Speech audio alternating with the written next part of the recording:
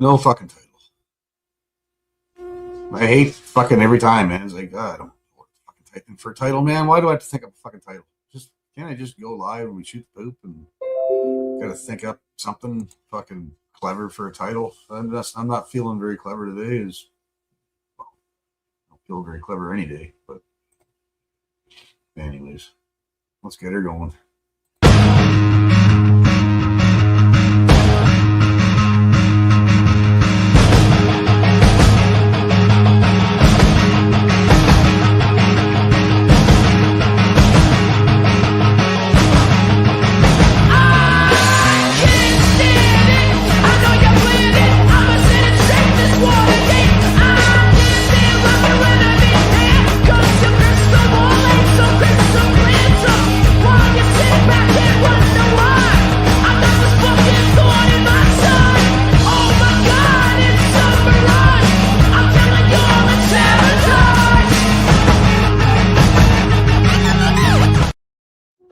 How can I say? I'm a sucker for the original intro. I like the original intro. Hey, Bill. Good evening, man. Bill says hi. You probably heard that. Yeah, I wasn't going to do live. I usually do lives on Sundays when she's not here. She was at her mom's. I slept in today. Still fighting whatever the fucking bullshit cold or something, whatever the hell it is I got. Usually, if I get a doozy cold, it doesn't happen that often, but usually I get a doozy one. It used to be, last a day or two and I'd get over it. But when you get older, man, and you're a smoker, especially, I think it just drags the fuck on. Yeah, I usually do, Jason. Yeah. I was debating whether to do one tonight because I usually do it during the day and Sunday when I'm not supervised, right? Now she's home, so still kind of have to be careful what I say, but not really. I think you're laughing at it. Well, fuck yeah, that was a big one. I saw that. I thought she's out there going, laughing at me or something. I turn around, there's a big fucking billow of smoke coming out, and yeah, I'd be hacking after that too, man. That was more lungs than you. The cloud was bigger than you.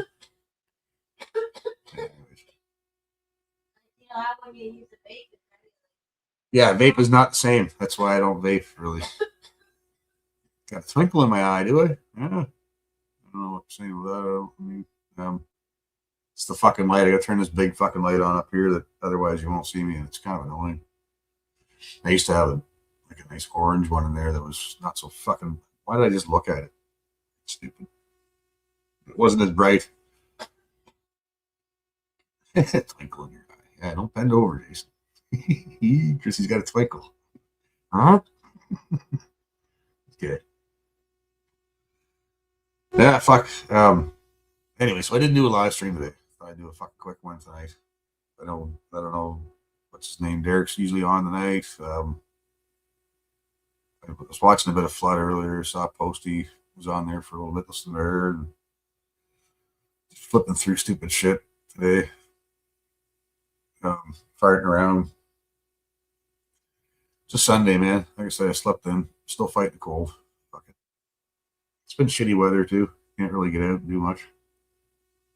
Well, I could, but it's fucking windy, cold, windy, and miserable. Who the fuck wants to go out and not? Carving a spoon, eh? A little one. Yeah. Fuck, I miss carving. I haven't carved in a long time. I think I showed you that carving. I've showed a couple carvings I did years ago. Soapstone shit, nice and easy to carve, nice and soft. I've carved everything in wood and fuck, since I was a kid. Just carve all kinds of shit. And like I said, we'd cheat. We'd grind half of it off on the grinder or get it down to basic form and then just use like a belt sander and shit to get the rest, right? Make our own gun stocks and make fucking elastic guns and shit. I changed up took the plastic stock off of one of my old air rifles. Looked just like a Daisy pellet rifle, same fucking make, same gun, just shot air, didn't shoot BBs. I took the plastic stock off and made a nice fucking stained wood one. It was a little bit longer too, so it made the gun look more real. Green thumb. Hey, man. Yeah. Fuck it. Do a quick fucking live stream. And I don't know. Maybe it'll go for an hour, maybe two. Who fucking knows? Maybe. Fuck it. Maybe I'll shut her down now.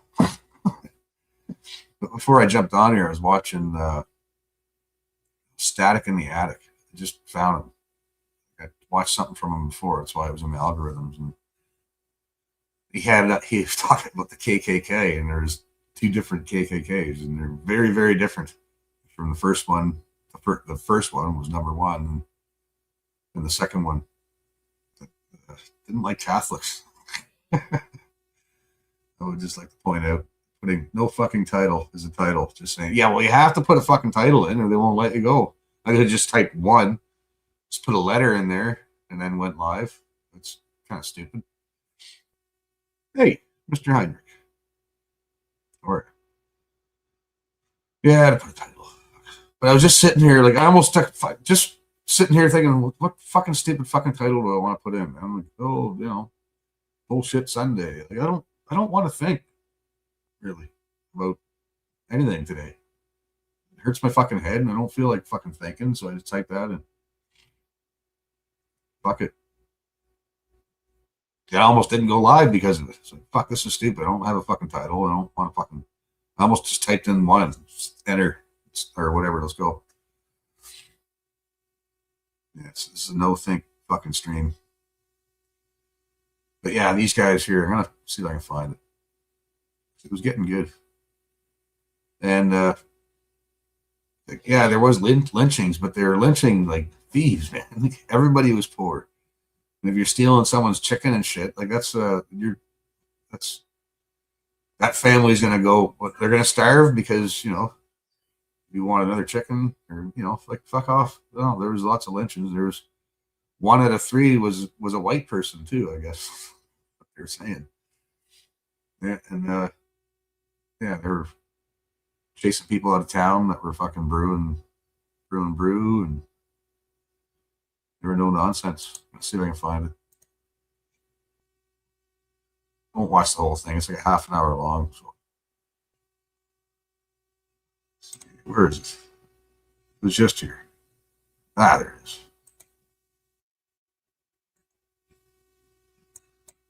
Yeah, they didn't like the Catholics. So, for any Catholics out there, don't get offended. This is something I was watching earlier. I don't know much about the KKK. I never really. It's the States, right? So I know they're here in Canada. I've seen the fucking cards and the membership cards and shit before. Yeah, they were here, but they weren't really. It wasn't that big of a thing. I don't think here's the States. Who are we lynching? I don't know. I can think of a few. I want the day they're out, man. So we'll be busy for a good fucking year. But yeah, there we are here. Let's see these guys.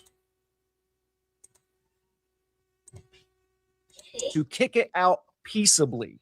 Well, this is exactly like those mostly peaceful protests in 2020. There's a video on here that tells about the clash between Notre Dame University and the Knights. And they narrate how bad the Knights are all the way through this video, while also telling the truth about it. And it was the Catholics that attacked them, not the other way around. They're called the Fighting Irish for a reason. They were a rowdy bunch. Now, look, I'm descendant from the Irish, but that doesn't mean that I think it was right to flood America with hundreds of thousands of these people against the will of the people that were already there. I don't judge morality on what benefits me the most. I think that people actually organized a grassroots uprising against the Church of Rome, of all the things going on.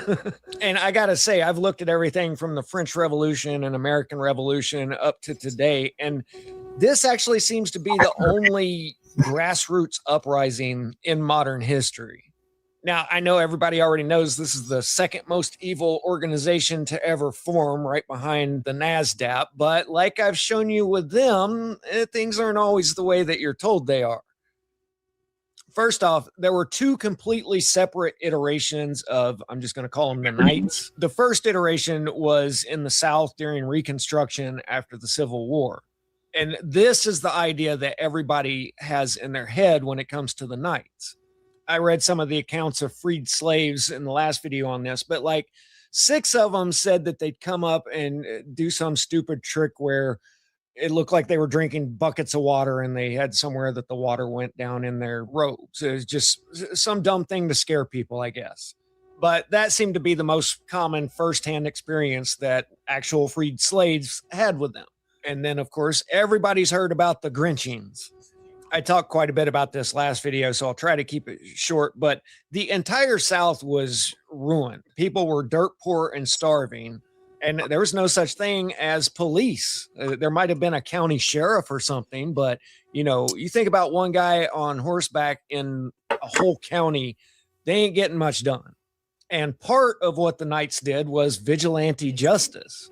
Now, I'm not going to act like it was all justice. I'm sure there were plenty of uncalled for Grinchings that happened. But since that's all you ever hear about, I'm going to play devil's advocate here. Here's an interview of one of the freed black men in the 1920s. I remember when the Knights run in on my old master. That was after the war. He was at the breakfast table with his wife. In them days, they didn't have locks and keys. Had a hole bored through a board and put a peg in it. And I know the Knight come up and stuck a GUN through the auger hole and shot at old master, but missed him. He run to the door and fired at the Knight. I know his children found one of them down at the spring bathing his leg where old master had hit him. So there's obviously something more to the story here because they were after the master and left the black people alone. And then they also explain how a lot of the Grinchings happened because somebody stole a pig or something. So some of it was actual vigilante justice where there was no law enforcement around. But I have no doubt that that power got abused at times and innocent people got wrapped up. That's with the first iteration. The second iteration is a completely different story, but they don't want you to know that they were 2 completely different groups. They do the same thing with this that they do with their climate quote science. They set the dates to their advantage on things. So if you look up Grinchings, they'll say that there were 4,084 examples in southern states between 1877 and 1950, with hundreds more in other states. Now, look, the Reconstruction South was a rough place, I'm sure. A lot of people had lost family members, lost entire homesteads and cities. And this would be like the bobblehead situation up in Minnesota right now. Just imagine it's 10 years down the line and the federal government has come into Minnesota, destroyed everything, economy included. And now at least half the people in the government and the police force and all governmental institutions has to be bobbleheads. If you and your family had been in Minnesota for hundreds of years, how would you feel towards the bobbleheads at that point? Well, you'd definitely be harboring resentments. So I'm not excusing anyone's actions here. I'm just telling you that that was the mentality. But wait, because here's the part that nobody ever tells you. The Tuskegee Institute has the total Grinchings at 4,700, of which 3,500 were black and 1,300 were white. What? So you're telling me that 1 out of every 3 was white? Well, that's not fitting your narrative too good. Now it's sounding like they were going after specific people for specific reasons. You can't just let people get away with stealing and all kinds of other stuff. Somebody's got to do something, and that might have been what the majority of this was. And like I said, the South was effectively a third world hellhole after the Civil War for 30 years. So now let's ask, how many of these happened after the year 1900? Oh, now precise numbers are difficult to isolate because many were carried out by white mobs and vigilantes where individual affiliations were not always recorded. Well, hold on a second ago, we had 4,743 exactly, but now you can't figure out how many happened after 1900. That's because the majority of this happened in the post-war South, and they don't want you to realize that. They picked their numbers back up at 1924, which I'll explain in a minute, and then it fell down to fewer than 30 per year. But once again, hold up, because between 1924 and 68, 292 of them were white people, which boils down to about 6 per year. So that means that 1 out of every 5 Grinchings after 1924 were white people. White people. And what do you want to bet that 95% of everything directed at the black community was Some pumps working overtime, Al. He said, "Yeah, you guys are getting dumped on, eh? So you get for living in a rainforest, right? In the fucking jungle." at 10% of the population there? That's Just like the 10% of troublemakers today that get all the attention on the internet. So there's a lot more to the story that you're not being told here. Now, this is why they do the cutoff at 1924, because that was the end of the second iteration of the Knights. There's a story by Cami Horton about the so-called night riding attacks in Southern Oregon. They are the only known attacks of their kind in the state. So this is it. In March of 1922, Medford resident J.F. Hale, a white man, was lured from his home, napped, blindfolded, and driven to an isolated area along the Rogue River. He later told police that a mob of about 12 to 18 hooded men tied a noose around his neck and hoisted him into the air. When they let him go, they warned him to drop a pending lawsuit against a Knight member and break off his romantic relationships with young women in the area. So look, used to, if you mess with somebody's wife or somebody's daughter, this was getting off easy. They just scared him. And he was a white guy. Here, professor of black studies says they didn't focus on them because there weren't many residents in the state. You couldn't build a movement against a population that was so small and non-threatening in Oregon. So the idea that this was strictly an ethnicist thing is right out the window. Their true dastardly plan was to promote 100% Americanism to stir nationalism, bigotry, and fear of noobs. Am I the only one that laughs when people like Cami write this shit now? Am I really supposed to feel ashamed of this or something? They wanted to, quote, purify the schools by having the schools teach American patriotism. They supported noob restriction laws. They wanted to clean up urban corruption that they attributed to the Catholics and the Greys. Yeah, okay. And is your point here that that's a bad thing? Right. Yeah. Hey, Cami, this shit might have worked on people 5 years ago, but we're way past that now. And people at that time weren't confused in the least about who it is that was bringing in all of the noobs, just like today. Almost all of the NGOs that undercovers had snooped out between 2020 and 2024, when the floodgates were just wide open, were Catholic nonprofits. Only they've done such a good job of selling the whole, we're all just Christians bit. It's raining here too. Nobody even talks about them today. And that's what the Purge successfully completely removed off YouTube. Used to, everybody talked about how big this organization really was in world politics, and now nobody does. Now everybody just talks about the Greys. No, they work together, but that doesn't mean they're both working towards the same ends. They're both trying to get their own personal agendas accomplished. The second ever incident in Oregon was Arthur Burr, who had served a short sentence for prohibition violations. So he was either running booze or selling booze. And like I said, these were teetotalers at that time. So they took him out, hoisted him up in the air 3 times, popped a couple off in the air, and threatened him if he didn't leave town. So let me ask you something. Which would you rather have happen to you, that or you get a year in the county clink? Because I would easily go for one scary night instead of a whole year dragging by. Right. I'll go for like a night or even a weekend of public shaming in the fucking stockade there or whatever. Tomatoes thrown at me. I don't care. I'd rather do that than spend a year in fucking jail with a bunch of fucking idiots. Right. I locked up. But once again, this was not an unmotivated, unprovoked thing. They went after somebody that did something. About a week. And of course, not everybody in jail is an idiot. There's a lot of fucking guys in there. I've met some guys in there, man, that just did not really belong in there, but that's another story. It's probably even worse now. But anyways, most of the guys in jail are idiots. They're fucking repeat fucking dum-dums, low IQ, unfortunately. A lot of them grew up in fucking shitty. Their parents were fucking drunks and fucking drug addicts, and their grandparents were. It's a long line of fucking dipshits, man. There's a lot of repeat offenders. They're institutionalized. They don't fucking make it in society, and a lot of them are just jail's their home, man. A week later, they went after Harry or Sam, whatever, Johnson, probably a stand-up guy that you can't figure out what his first name is. He happened to be of Mexican heritage, and according to newspaper reports, they targeted him as a local chicken thief. So sorry, but this is sounding a lot more like they went after people that did things than just for no reason.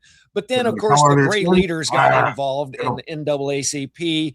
They got the governor on their side because they're totally concerned with the well-being of innocent people, right? Only they weren't innocent people. And I'm sure that when this happened, you're already mad about these groups, right? Saying, yeah, they're trying to ruin our country. And then they go and prove you exactly right by saying, no, you can't go after thieves. I mean, am I reading the room wrong here? Another thing that has been successfully changed in the public's mind is separation of church and state. It's not separation of religion and school. It's separation of church and state. And it was based off of what they had seen the Catholic Church do in all of the areas that they controlled. Just 3 years before the Declaration of Independence, 1773 was the Jesuit expulsion, basically in every Spanish colony in Mexico South, because everyone saw them for the powerful, influential order as a threat to royal authority that they were. So the real separation of church and state was to keep the church out of our state. But by the 1920s, when they were starting up all of these Catholic schools, they didn't want the Bible to be taught in school. And this is what we have today on the whole subject. Only people think it's for secular reasons. Catholics didn't want the Bible to be taught because they say that everything has to go through them. You can't read it for yourself. You need a priest's interpretation. How dare you interpret things from that book in your own way? You will interpret the way we want you to interpret it. It really means this, not this. Yeah, I want a priest. No. Interpretation of it. Now, today they double speak this as, yeah, Catholics are strongly encouraged to read the Bible, but only as long as it's interpreted within the context of church teaching, not in isolation. Here's a cartoon of an Irish Roman Catholic, and you see the kids kicking the Bible. And it says down at the bottom, these kids will be told next to kick it out peaceably. Well, this is exactly like those mostly peaceful protests in 2020. There's a video on here that tells about the clash between Notre Dame University and the Knights. And they narrate how bad the Knights are all the way through this video, while also telling the truth about it. And it was the Catholics that attacked them, not the other way around. They're called the Fighting Irish for a reason. They were a rowdy bunch. Now, look, I'm descendant from the Irish, but that doesn't mean that I think it was right to flood America with hundreds of thousands of these people against the will of the people that were already there. I don't judge morality on what benefits me the most. I think the principle of flooding a population with all kinds of outsiders is wrong, period, no matter who it is. I think it was wrong to do it to the Native Americans. I think it was wrong to do it to the then native population of the 1920s. And I think it's wrong to do to the now native population of America and Europe, especially. It hurts to see Europe now. Europe is gone. I don't. Wrong to do it to the Native Americans? Well, I don't know what to say about that, really. I mean, in the beginning, people worked together. They figured it out, right? You know, people are going to kill people. Greedy people are going to be greedy people, right? They're going to stop people from being fucking greedy and wanting to take more. It's always going to be those assholes, right? But, I don't know. See how it can be saved. I mean, I would be all for a 100% invasion. Let's pack up the military and go back over and actually liberate Europe as soon as we clean up our own backyard. But so Indiana was getting flooded by Catholic noobs. I'm just going to read you the narration here. By the 20s, 250,000 men had joined the Knights. Throughout the state, thousands of women and children had joined auxiliary clubs while bearing the name and costume of the xenophobic Terry organization. While the civilized world tried to broaden their horizons to include political radical feminists, intellectual grays, and most vociferously, Catholics, of course. Because the Knights were such an integral part of the fabric of everyday life in Indiana, there was very little widespread resistance to this organization. No, actually, everybody supported it, is what it sounds like. But you're playing this game where everybody has rights except for the white people. While the Knights were denied permits for public speaking engagements and parades, Gray leaders organized a lecture series on tolerance. I'm sure they did, didn't they? So when some people want to rally publicly, then that's a shake group. And I love how they word this. The Knights sought to legitimize the organization through philanthropic and recreational family activities and to grow its power through infiltrating politics and local law enforcement. So they had family barbecues and whatnot. Is that what you're saying? And then they ran for office to keep control in their districts. See, they're sitting here telling you that the people from there are the ones that are infiltrating politics, and the people from outside telling them they have to change everything are the ones with all the rights here. I'm just absolutely done playing this fucking. Right, like they're well, they have to. Oh, they're gonna have barbecues so they can go over so they can. No, so everybody that was, if they did have barbecues, they're all like friends, family, knew each other's families for fucking generations. They're all. It's like you go. You went, if you got arrested, you knew the cop. Didn't matter if they were Klan or not, man. Fucking everybody knew each other in those, back in those days, anyways.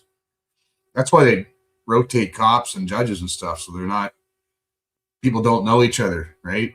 You don't, like, there's, when you know someone, you go up in front of a judge and that judge and knew my grandfather really well, or used to work with my grandpa or something, you know what I mean? And their kids went to school with my parents. That's, they don't like that shit. They really don't like that game. It's exactly like as soon as MAGA started off, the entire media just started screaming, they're evil, they're evil. Go type in 1920s and then Knights, the K's, and you're going to see thousands of pictures of thousands of people marching down the street with thousands of people supporting them on the sides of the street. And that's because they were trying to stand up for what America actually was. I'm not sitting here saying it's right to be an ethnicist, but I honestly don't know what percentage of it was just that.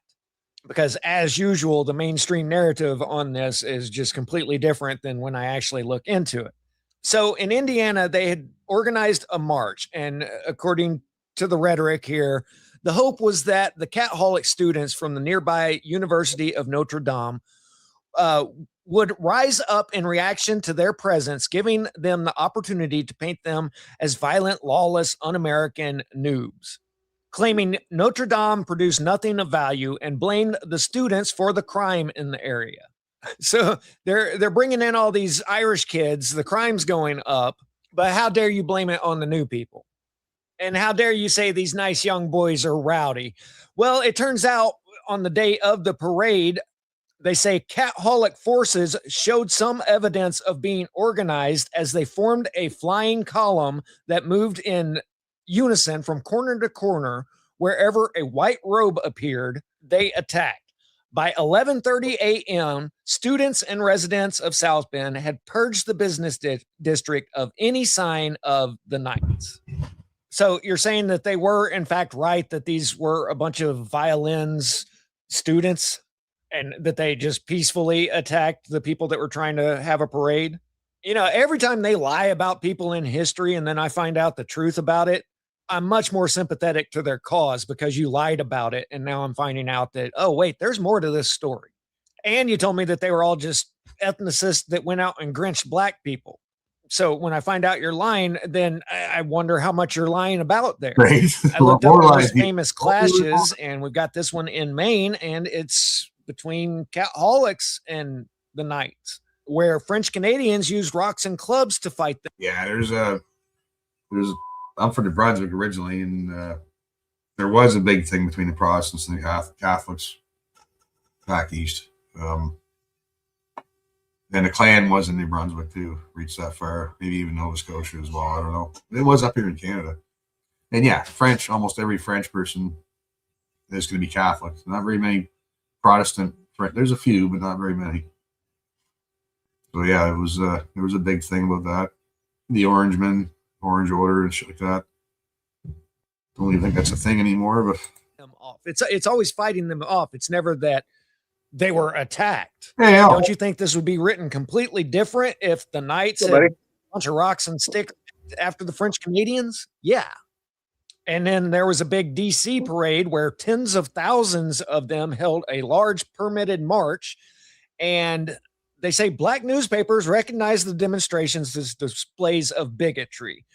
While fears of violence did not generally occur, African American pastors and police urged residents to avoid crowds to prevent conflict, while various gray organizations worked against their influence. Yeah, that or they just didn't attack people. That's a possibility here too. And sorry, but the last 20 years have pretty well shown what happens when people start getting riled up. And I'm yet to see a large group of white Protestant Christians attack anyone. In Reconstruction South era, I'm sure that did happen. But this is why they don't want you to understand that there were two different iterations of this that were completely separate by completely different generations of people. And the second iteration of this were just people that wanted to keep America, America. And considering that the largest chapters were Indiana, Illinois, and Michigan, all northern states the whole time that never did have slavery, it would seem odd that they would all of a sudden decide that black people were the biggest threats to their livelihoods. There had been free black people in those states for hundreds of years. So anyway, like I said, there's much more to this story than you've been told. And I'm to the point where I don't care if you call me names because I'm pointing this out. So I hope you guys enjoyed it. I'll catch you on the next one. Static out. Static in the Attic, it's called. I gave him a subscribe and all that. Yeah, I was watching that. He sounds like he's like middle of the road kind of judgment sort of style. Well, it's like, you've been lying to me about this. What else are you lying about? Oh, you lied about this too. Oh, shit. Yeah. And that all had a major impact on the laws and how people behave now, right? Like, huge. Yeah. Yeah, it's everything you've been told is a lie, really. It's been bullshit. Yeah. Oh yeah, gotta play Johnny's now. I haven't seen it yet. I just imagine. Buddy getting run over by a fucking car. I don't know. Might be. Knowing Johnny.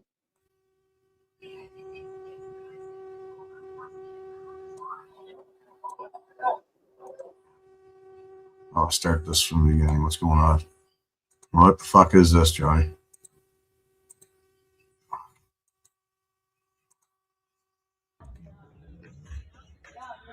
Oh yeah, here we go.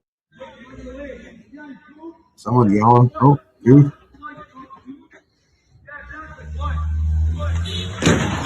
Oh, that ran right over. Ran over his head. Ran it again. Fucking right. There you go. That's the end of that fight. That's fucking starting up for you. He's probably dead. No, he lived. He's in stable condition. Yeah. What, you think? Yeah, I read the news article on it. The follow-up. Is that Steve there? Oh, you're fucking kidding me. I just videotaped that. What is this address? 1240 After Drive. Oh, you're fucking kidding me. I just videotaped I videotaped the whole thing. 911, I'm calling. Oh my God. Oh, they had the curb. Oh my God. That's even worse. I videotaped it. Yes, you got her. It's a good thing you got it on video. Don't move. He's got a head in his head. Hi. Oh yeah, you got fucking tired over, man. He's bleeding. Captain Obvious. Call 911. This guy's got. Stay there. Stay there, Steve. Do not move. Get the guy a fucking blanket or something. Right? I videotaped the whole thing. Let me see your face. Oh, he's fucked up. Okay. Do not move. Do not move. You ran over my head. Yeah, he ran over your head. Yeah, No, but you must have hit your head on the pavement. I videotaped the whole thing. We'll look well, at it. fucking See? that too. I just ran out. By the way, I'm Jonathan. Hi, I'm Paul. Yeah, he ran over his head, man. Fucking. When he walked forward. Just the most polite Canadian introduction in the end there. Yeah, I know. Eh? Hi, I'm Ollie. Oh, by the way, I'm Jonathan. Yeah. How about we fucking deal with the guy who's fucking probably got a broken neck? I don't know what I don't know what the backstory was. I think it was like over money. Apparently, the night before, the guy in the red car drove onto the fucking front yard and ran over the guy's e-bike or something. and then he jumped out and he had a fucking like a metal pipe with him. Huh. And then like I don't know, it kind of the clip ended there, and then it flashed forward to that, and it was the guy who owned the e-bike getting run over. But apparently he's in stable condition, so he's not dead, but he's just all fucked up. Well, guy driving the red truck's probably going to be going to jail. He is, yeah. He got attempted murder. Yeah, that's. You don't do that. You just go backing up over people and run people over and shit. No, my mom fucking did that to a deer. She hit a deer, backed up right over it, and then drove forward again. But deer is different than people, obviously. Yeah. I mean, what are you gonna do? You gonna fucking leave it there, like with the deer underneath your car? Or you gotta get it. Oh, she just panicked. In my mom's case, she just panicked. Yeah. I think that guy was like trying to run that fucker guy over, though. Oh yeah, you ran him over good. Yeah. Fuck. Yeah, it's called lateral movements there, fella. Like, fucking get out the way. Fuck, man. I just went upstairs, poured myself a drink, came down, put it on my fucking desk, and my fucking tray fell off. And it broke my glass. So I got a full pint of fucking drink all over my floor. Oh, that sucks. Yeah, more work for the stump pump. Shop back it up, man. My shop vac's full of fucking sawdust. Let's let it evaporate. Oh, the sawdust all up the shit, right? But you know the thing is, though, last night I was having a drink and went and took a drink, and my fucking regular mug had a chip right where I drink out of every time, right on my lip. And I cut my lip, and I'm like, "What the fuck?" I look, my cup's got a chip there. Like, oh shit. And so I turned it around, and Jen's like, "No, fuck it, throw that out."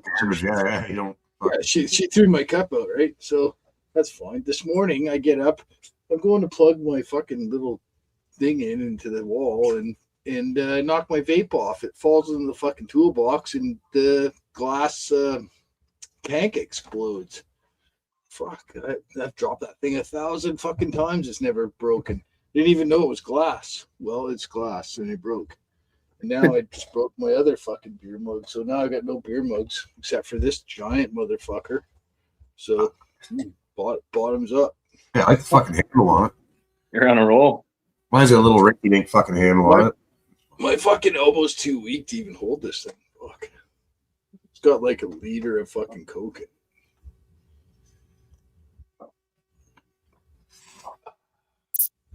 Yeah, I'll care well. Oh my god! Speaking of what Anthony just said here about Maid, check this out.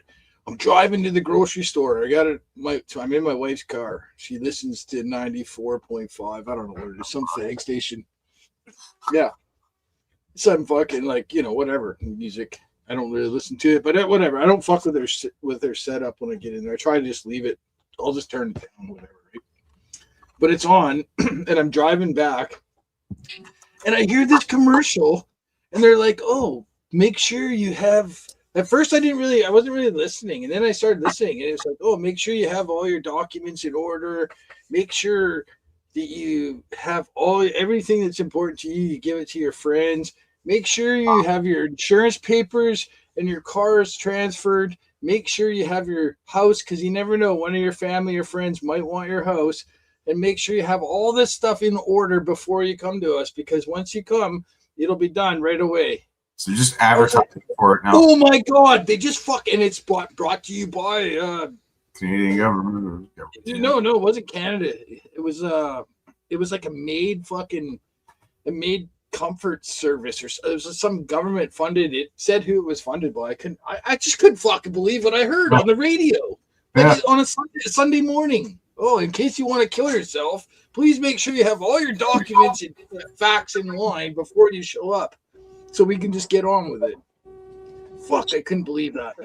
That's fucked up, because that's an advertisement for the radio too, right? Like they're paying the radio station to pay that or play that. So when you try it with the Fuck. I'll try right now. I haven't added the green onion yet. Oh, I okay. just I remembered. couldn't fucking believe I heard that today. You know, I was telling my wife about it yesterday with that kid that just got fucking axed, that 26-year-old kid. Yeah. You know, and she's, Jen. I mean, she's a good woman, but she's like, well, maybe there's other underlying circumstances or whatever. I said, yeah, perhaps there was underlying circumstances. The kid had blindness from diabetes, but he had mental illness. Al, I know. how many times in your life have you been fucking out of your mind for 5 minutes? You know what I'm saying? Like out of your fucking a couple times. Me too. Couple times. Luckily, there was no fucking MAID program saying, "Oh, you can just kill yourself." Let's send her a few more minutes and then shut it up. It's fucking good. No. Well, I mean, once again, it should be like, if it's anything, it should be a mercy killing. Like, you're terminally ill. There's no fixing you. You're in a lot of pain. Whatever. I can see that. But But even back, I'm they good would with that. people back then, man. Like, that was a hard time because I know people that wanted it. That back in the day, like they were fucking like if they could have got it, they would have taken it because they were so much fucking pain, and there's nothing they could have done for them, right? So they wrote it out until they died. That's fucking terrible. Like, Yeah, but they're normalizing the process, Chris. But They're back in the day, you had normalizing to it. fight for that, right? You had to fight to get that, and by the time you got it approved, you were dead already. So it didn't work. How do we go from that not that long ago to now we're advertising? Come get it, right? Because it has to be organs. It has to be fucking organs, man. Well, That's exactly what it is. It's organ transplant. It's gotta be. Why are they It's pushing gotta it so hard, right? Why? Why are they Well, advertising? Who can afford to fucking spend $100,000 on a fucking national radio station? I know what ads cost. I used to work in a car dealership. I know what radio ads cost. They're not fucking cheap. No. but part of it Especially in prime is time. population, right? Population replacement. They're importing the fucking third world and killing you guys off. That's that depressed guy's liver that fucking paid for that ad. Fuck. That's fucking sad when you think about it because it's Oh probably God, you fucking think about the complications if they say mental illness. Think about how many fucking people are just gonna fucking calf themselves. But what's next? Oh, we'll give you $1,000 to take care of your expenses after you're gone. when you're depressed and you're already thinking about suicide. Most people don't commit suicide because they don't probably fuck it up, so they'll trust the government to do it, and it'll be nice like he was going to sleep. And it's there's so many gotta, people that but would Chris, fucking sign you up for gotta, it. I know a guy. You got a DUI charge 5 years ago, and you can't get a job now because you can't get a driver's license. So fuck you. Here you go. Look, Right? I've had Like, there's fuck. many times, man. I thought about fucking roping myself. Man. I'm not gonna lie, right? Me too, man. Me too. I But fucking you know, because you know it's stupid, right? You know you're never gonna do, but not just me, but lots of people, man, have been. I'm sure have had those thoughts where you're at the fucking rock bottom. You're fucking hurting, you know what I mean, for money. You're fucking, whatever, man. It's not the end of the fucking world. Like you always have to think that it's not the end of the world. But if they make it so easy, all you do is go in and fucking sign the fucking dotted line, and they, you know what I mean? Like that, what the fuck, man? No. You know what's fucked up especially though. people that are out of their fucking minds. Like, think about it. You and Amber break up, and you're out of your fucking mind. You can't fucking imagine living without her for 5 minutes. You can't fucking stand living. Yeah, it should be anything. illegal because you can't. You're not in your right mind to be signing anything that way. That drastic. Well, this is the thing. Like, that's family-friendly broadcasting. For one, it's public, and for two, like if you got kids that are listening to that and they fucking grow up thinking, "Oh, okay, I can just off my." Well, guess what? I'd fucking guarantee you that if some kid came to their doctor and said, "Hey, I think I was born in the wrong fucking body. I want MAID," the doctor would be like, "No, MAID isn't what you need. You need a fucking gender reassignment surgery." Yeah. Or something, yeah. Or you need some fucking drugs to. You need some fucking hormones to fucking correct you or whatever, right? Like, they're not gonna fucking kill off a tranny because they think they're born in the wrong body. Well, I remember doctors, man. Like I've had good doctors when I was younger, right? Who would never have been down with the fucking the pushing the vaccine shit. They wouldn't have been down with that. They would definitely be freaking out over what's going on in our hospitals nowadays, man. Because they were old school doctors. They were fucking smart as fuck. They could just look at you and they knew exactly what the fuck was wrong with you. By looking at you, looking at your fucking eyes, they listen to your heart, they check in your fucking, they do the basic little, and they knew exactly like, you need more of this in your diet, or you're eating too much of this, or you got to quit smoking because your lungs are fucked, because they listen to your fucking lungs, right? They just knew, like they could tell. The old guys used to look at you and fucking know. Now they fucking got to run a bunch of tests because they don't even touch it. They don't even fucking touch you. They don't get you stripped down to your underwear anymore. They just ask you a bunch of fucking stupid fucking questions. that you're supposed to know the answers to. And I'm not the fucking doctor. You're the doctor. You know what I mean? You're supposed to do the tests. Like, I've been to doctors before that knew what the fuck they were doing. Doctors nowadays, like, I can't, man. I don't fucking trust Chris, doctors, man. Chris, this kid was 26 years old. He had diabetes. So I'm assuming if he had diabetes, he wasn't fat. So I'm assuming if he had diabetes, he probably had type 1 diabetes. He probably didn't manage it very well, and he lost eyesight in one eye. So that was the loophole. He had asked for MAID previously because of depression, apparently, and his mother fought it tooth and nail and fucking argued, and finally the doctor agreed that no, I won't do it because, you know, obviously it's extreme circumstances. And then there was a new doctor that came along and found the loophole. Oh, well, you have diabetes, you have loss of vision, and his mom was fighting it, and they didn't even fucking tell her. He went to the fucking doctor and just got fucking off. He's 26 years old, for fuck's sakes. Like, did you hear about that female doctor? I think they called her Dr. Death, where she was running around. She's the one that fucking Dr. Death #2. Yeah, I didn't know if that was her or not, but she actually like snuck into a fucking Kamloops old old person care center and fucking did it like under the guise of like secrecy. It's fucking gross, man. Like, you gotta fucking like break into a fucking seniors care home to fucking kill someone? That's like fucked up, dude. I don't think she broke in. She just walked in, probably. Well, she walked in when somebody walked out, but like, you know, they weren't gonna let her in for that purpose. Think about it. Think about how cowardly suicide is. So most people are too chicken shit to actually do it. They might talk about it, they might think about it, but most people are just too chicken shit and selfish to do it.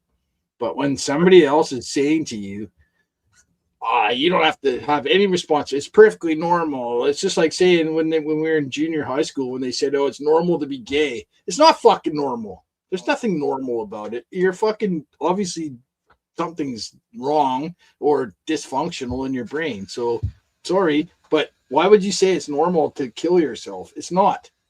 Because it goes against every fucking biological function we have.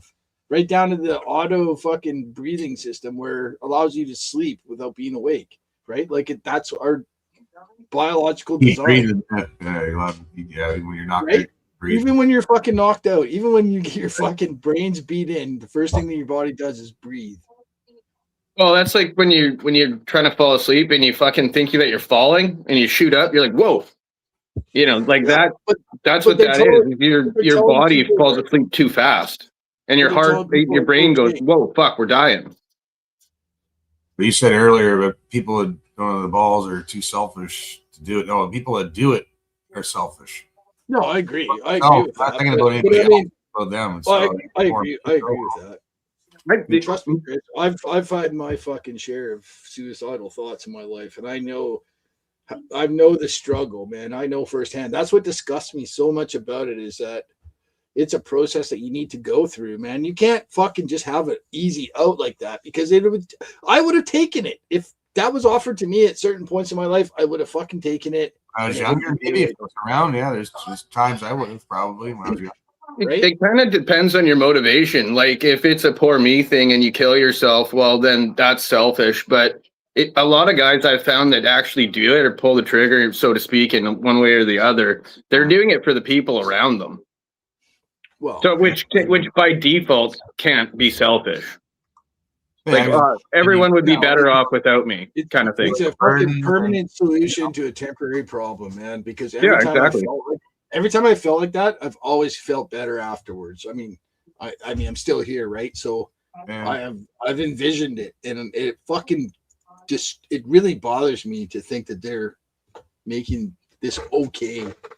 You know, I think about my own kid. Like my own kid's on the street, and it's fucking cold out right now. Like, I don't know. He doesn't have any money, and I feel, you know, it's his own choice, it's his own actions that cause this. But fuck, I've been there. If he goes to the hospital and says, "Oh fuck, I'm blind in one eye because I poked my eye out with a fucking crack pipe or something," right? Like, fuck it. This like with me, it was alcohol, right? Like, don't spend all your money on booze. Like, don't spend all your rent money on getting shit faced and chasing tail. Like, you need to get a roof over your head. Rule number one, priority number one, man. roof over your fucking head. I don't care if you're renting a fucking closet off somebody. You need a fucking roof. Your own Thank fucking God. place, right? Thank God for good women, though, eh, Chris? Because fuck, I still haven't figured that one out. Paying my bills. That's her job.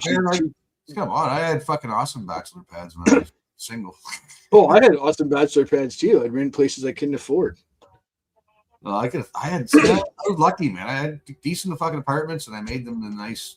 I personalized them. I'd fucking paint them up, make it nice. Like any fucking place I live was cool, and yeah, and fucking, I always had the best, decent landlords. It was just me that fucked it up. I just got behind on rent because I was out partying too much, and fucking now you're out in the street.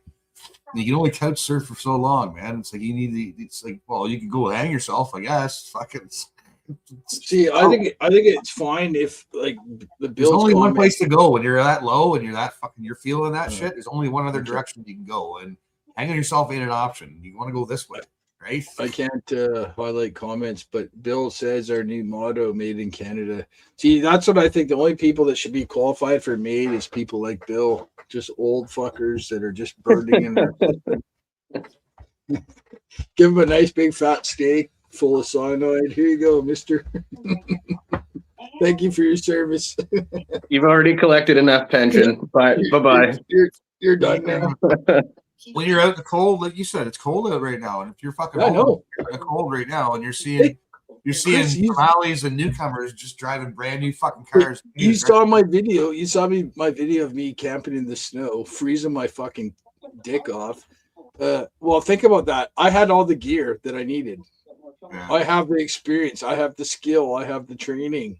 Think about somebody who's fucking 18 years old, fucking strung out on fentanyl, fucking trying to fend for themselves in the fucking, atmospheric river, -1 atmospheric river. Like it's fucking brutal right now to be outside. Well, Jason, you probably saw it, that picture or the two pictures that Grant Highlander shared on Telegram earlier today. Did you see that? No, I didn't. It was a guy. He's sitting outside of a Timmy Ho's or a McDonald's or something Oh, on a jet. I did see that. Yeah, I did see those. Yeah, and he's got the Narcan thing hanging right in his chest, and then he's like smoking a fucking pipe, and then Grant's like phase 2, and the guy's like just wrapped himself in a tarp on the same bench, and he's just like laying under it. No, it's fucking freezing to death, man. Yeah, like it's cold, and it's not even as cold as it has been. It's fucking raining, but it's not as cold as it has been. But if you're choosing to get by, okay, so life's choices, man. You got to make some serious fucking choices in your life, man. Do I want to keep getting drunk? Do I want to keep getting stoned? Like you're gonna have to do with it without fucking priorities, man. Which is your own fucking roof over your head. You know what I mean? Yep. It's not fucking impossible. Stop. It's not. Well, it's easy to say, Chris, stop doing drugs. Yes, it is, man. I'd rather be warm in my own fucking place. Yeah, my own fucking place, man. My castle. Listen to me, or I'm gonna fucking mute you. What the fuck are you talking about, man? Shut up. Just kidding. But listen, we're 50 years old, right? So 30 years ago, when we were 20, things were a lot different than they are today. I honestly believe that. I think they're a lot fucking harder. Like the trades are still the same. They're still fucking. I know. But I fucked up so much when I was a kid, and I never really had to pay any consequences for it because I'd just get another job and I'd have fucking $2 or $3 grand in the next 2 weeks or something, right? Like, I never really paid the price. Like, I just think about it today. It's got to be a lot harder. There's no fucking jobs for people. There is. Like, there is, but there isn't. There is, but there isn't. I don't think I can go fucking back to work right now if I want to. I can go join the fucking union. I can go fucking work for a painting company. That's one thing. I can go work for a fucking moving company right now and make decent coin if I want to. I could go work at fucking Tim Hortons. They're always fucking hiring. Trades are always looking. They can't find trades, man. And they don't want to hire Somalis. They don't want to hire Jeets because they're retarded. They want to hire young white guys. I don't think there's a lot of work right now. Not in my area. But young guys don't want to do it. They don't want to get out of fucking bed. Because they're up all night playing video games. They won't get out of bed early and go. All you do is go to a fucking job site where you see a bunch of white guys. Any construction site where you see white guys, man, working with hard hats on. Talk to those fucking guys. Tell them you'll fucking start off sweeping the fucking broom. You don't care. Tell them you'll work a day for nothing. Just tell them that. They'll pay you anyways. But tell them you'll work a day for free just to show them, you're not an idiot. But you have to. Yeah, they won't fucking do that. Why? I think Because it's fucking work, man. Well, you I have to think get you're- clean I think first you're- before someone will hire you, right? Like if you're all strung out and fucking jigging, wigging out, you got to have some form of like an ability to get. Even if you walked up to like a government office and was like, "I need some fucking help. I'm on fucking serious drugs." You know what they would do? They would hand you a fucking kit with fucking safe supply drugs in it and a little boofing kit so you can stick it up your ass if your veins are all collapsed. When all you were really asking is for like, put me in a fucking rehab facility where I have zero access to any of that. See a lot of guys. I just want to let you know that I'm the one that introduced Al to boofing. Just so you know. No, I'm the one that showed him the finger trick. I don't even. What the fuck? I'm just kidding. No, there's never been anything up there at all. That's an exit, not an innie. Hey man, Christmas isn't for like fucking 11 months and 22 days or something. Why don't you take your fucking decorations down What decorations? inside? Oh, Don't make me come to your fucking house and insult you. Oh, are you talking about those fucking lights up there? Yeah, well, you just gonna leave them up there all year now? You're Nice. just like one of them, Yeah, Chris. yeah. Those are shotgun shells, man. It's different. I know yours are shotgun shells. Yours are cool. They're just like orange lights. They're not even like red or green. They're just fucking like it's for like ambient light at night, because if you just have all the fucking LEDs on, it's fucking bright as shit. Yeah, I don't know. I kind of like it actually. A Johnny's little bit of tree still up. I don't know if he lights it up though, but his Christmas tree's up all year round, right? oh yeah, Johnny hasn't taken his tree down in fucking 8 years now. 4 times, I guess. Yeah.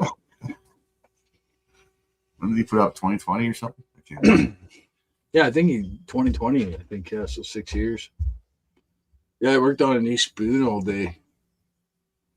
It's a little one, but Oh, yeah, it's out of a piece of yew wood. Nice. Yeah, I got nice little fucking detail on the bottom, the kind of an X. I'm gonna sand it a bit more on the one side to make the X a little more even, but yeah, I fucking love it. And I can sit there and just play with wood for fucking hours. Just Yeah, and you do. No, in all honesty, that hatchet turned out fucking slick.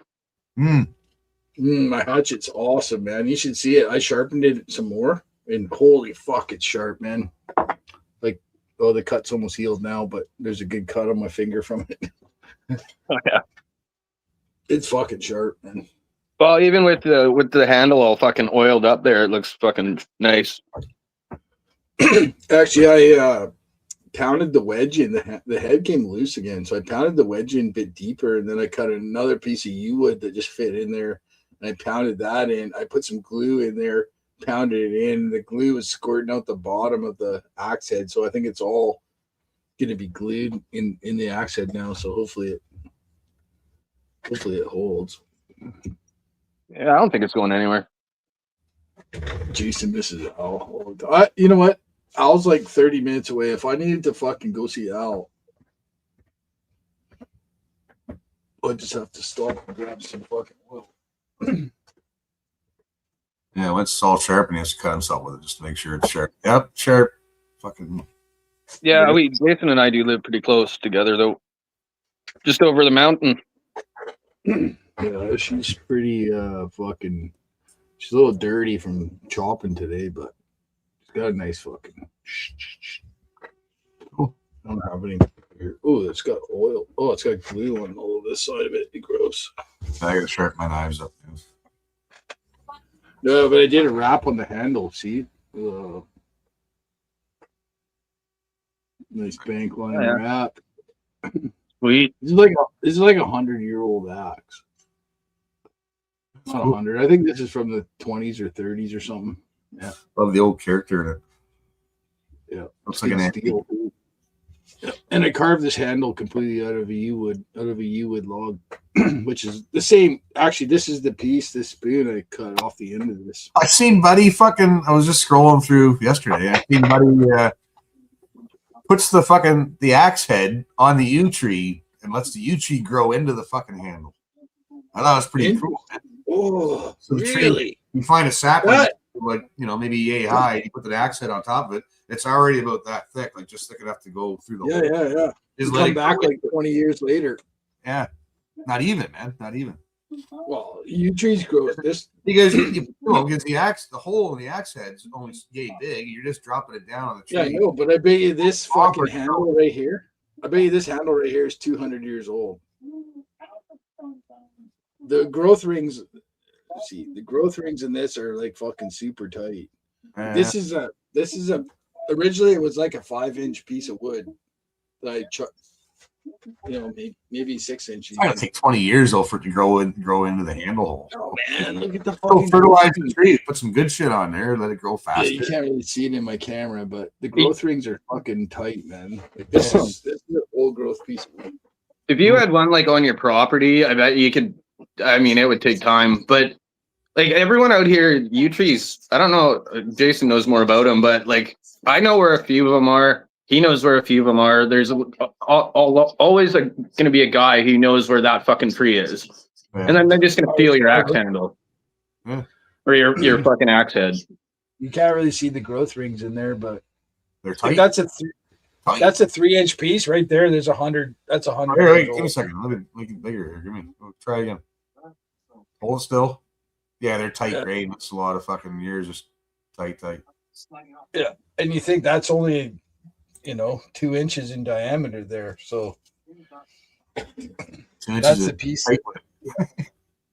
I'm gonna mill this with the bandsaw. I'm gonna make a fucking cool spoon out of this end here, like a dipper.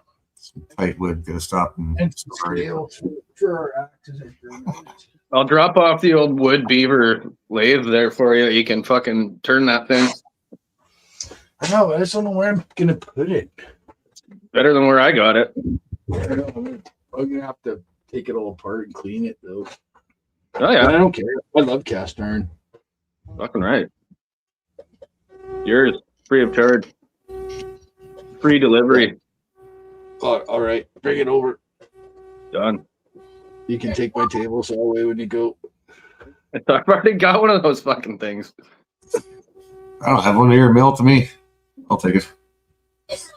I have a skill saw. Michelle got one of those pans we were talking about. Those ones that they were going at their super center or what you hit? Yeah, I can see it. Grill pan? The grilling pan. Cast iron. I just got one of those Nice. for Christmas, but Yeah. mine doesn't have a handle like yours. I think it's not. It's not Question, handle. the women were saying it's heavy. The fucking man, I made some lamb. The first thing I cooked on mine was some lamb loin chops. Fuck, they were so good, man. Oh god, the sear was amazing. Little lines, beautiful sear. Sarah saw it. She likes it.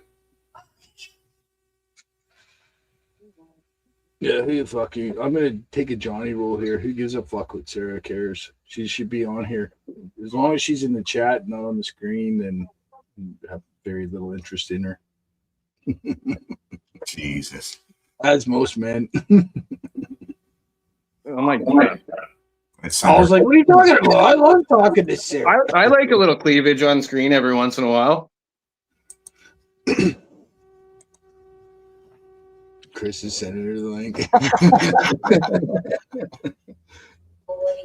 Let's get the viewership up. Okay, I don't think she's in here. Here, I'll give it to her. I got it. No, she's not. Oh, I'll give it to her. Just give me a sec here. Speaking of which, where the hell's Johnny? What's he doing? Stroking his wiener, probably. it's probably a wrestler or something. There, I sent it to her in StreamYard, or I mean in Telegram. Bird girl. Oh, yeah, butter girl.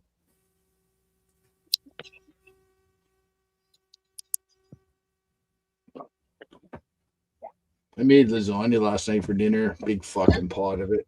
We ate about half of it. I think we're gonna have that for dinner tonight. A pot of lasagna. What? Not a pot, but Oh yeah, I got a Corningware. Yeah, Like a deep dish. casserole dish thing. Deep dish casserole dish. Yeah, Corningware one with the lid. Yeah. Usually I use we have a Pyrex dish, but it's not deep enough, and I want to make it a little thicker. So like, I think I did 12 layers. Pretty good. Whoa. Fuck, that's a lot. Usually Yeah, only- but even still, it was only like maybe like 2 inches thick. But Those fish cakes you made the other day looked awesome. oh god, they were so good, Yeah. man. Fuck. I have trouble with fish cakes, man. They always fall apart on me. I can't fucking make them stick together. Like nice packaged. I mean, No my problem. mom used to fucking make them awesome. My grandma used to make them fucking. Oh, I could just eat them all. Fuck, eat 12 of them. For fuck's sakes. Mm. Ones they I made. had three. I had three that night. So that's 3 is probably like over a pound of salmon. They were pretty good. That's smart though. It's a good way to like not waste what's there. Well, there's so much on the carcass. Like after you fillet a salmon, there's so much waste. I mean, Yeah, I'm not an yeah. expert there by any means. So You done with it? anything I can scrape off is usable, basically. I know. Like I love a good fish fillet, but half the time I find myself just baking or like barbecuing the whole fish, and then the spine just comes out, and it's like there. Put all of it in? Pepper? This is seasoned so well. Okay. It's just That's done. so good. Sorry. Making chicken soup. Oh yeah, Nice. chicken soup. Yeah, 90 minute last. I want to make sure she put my ground pepper in. So I grind Still up. got a fucking couple corn. chickens left in the freezer. I gotta cook them up. I gotta empty my freezer out because I want to clean it before I start putting new stuff in there. It's almost Yeah, empty. I forget the shit. I got fish in there I need to eat up and fucking I keep forgetting. Yeah, but it gets to after 6 months. I don't really want to eat it. Like That's what I I'm just saying. did a big chicken cook where I used up because I I'll don't like butcher it. my I don't want chicken. shit to go Right? to waste, man. If it's been in there more Yeah, than exactly. 3-4 Fuck. months, man, it's like Make some stock. Yeah, mine's getting pretty. That's the good thing about like if anything gets like freezer burnt or whatever, Chewy just gets it and he fucking loves it. I mean, it's still good. It'll just give you the shits, really. No, I don't eat it. If it's old, I don't eat it. Mine's almost empty. I'm gonna fucking actually do my freezer tomorrow. Cook a chicken. I got one chicken left in there, and that's a big and smoked salmon. The smoked salmon can go in my upstairs freezer. It's flat though, so it doesn't take up much space. No, it doesn't take up much space, and there's not much of it. So I'll just. But I wanted to frost this freezer because it's getting ice built up in the top. It's a upright freezer, so. But, yeah, I want to get it cleaned out so that I can stock it up back up.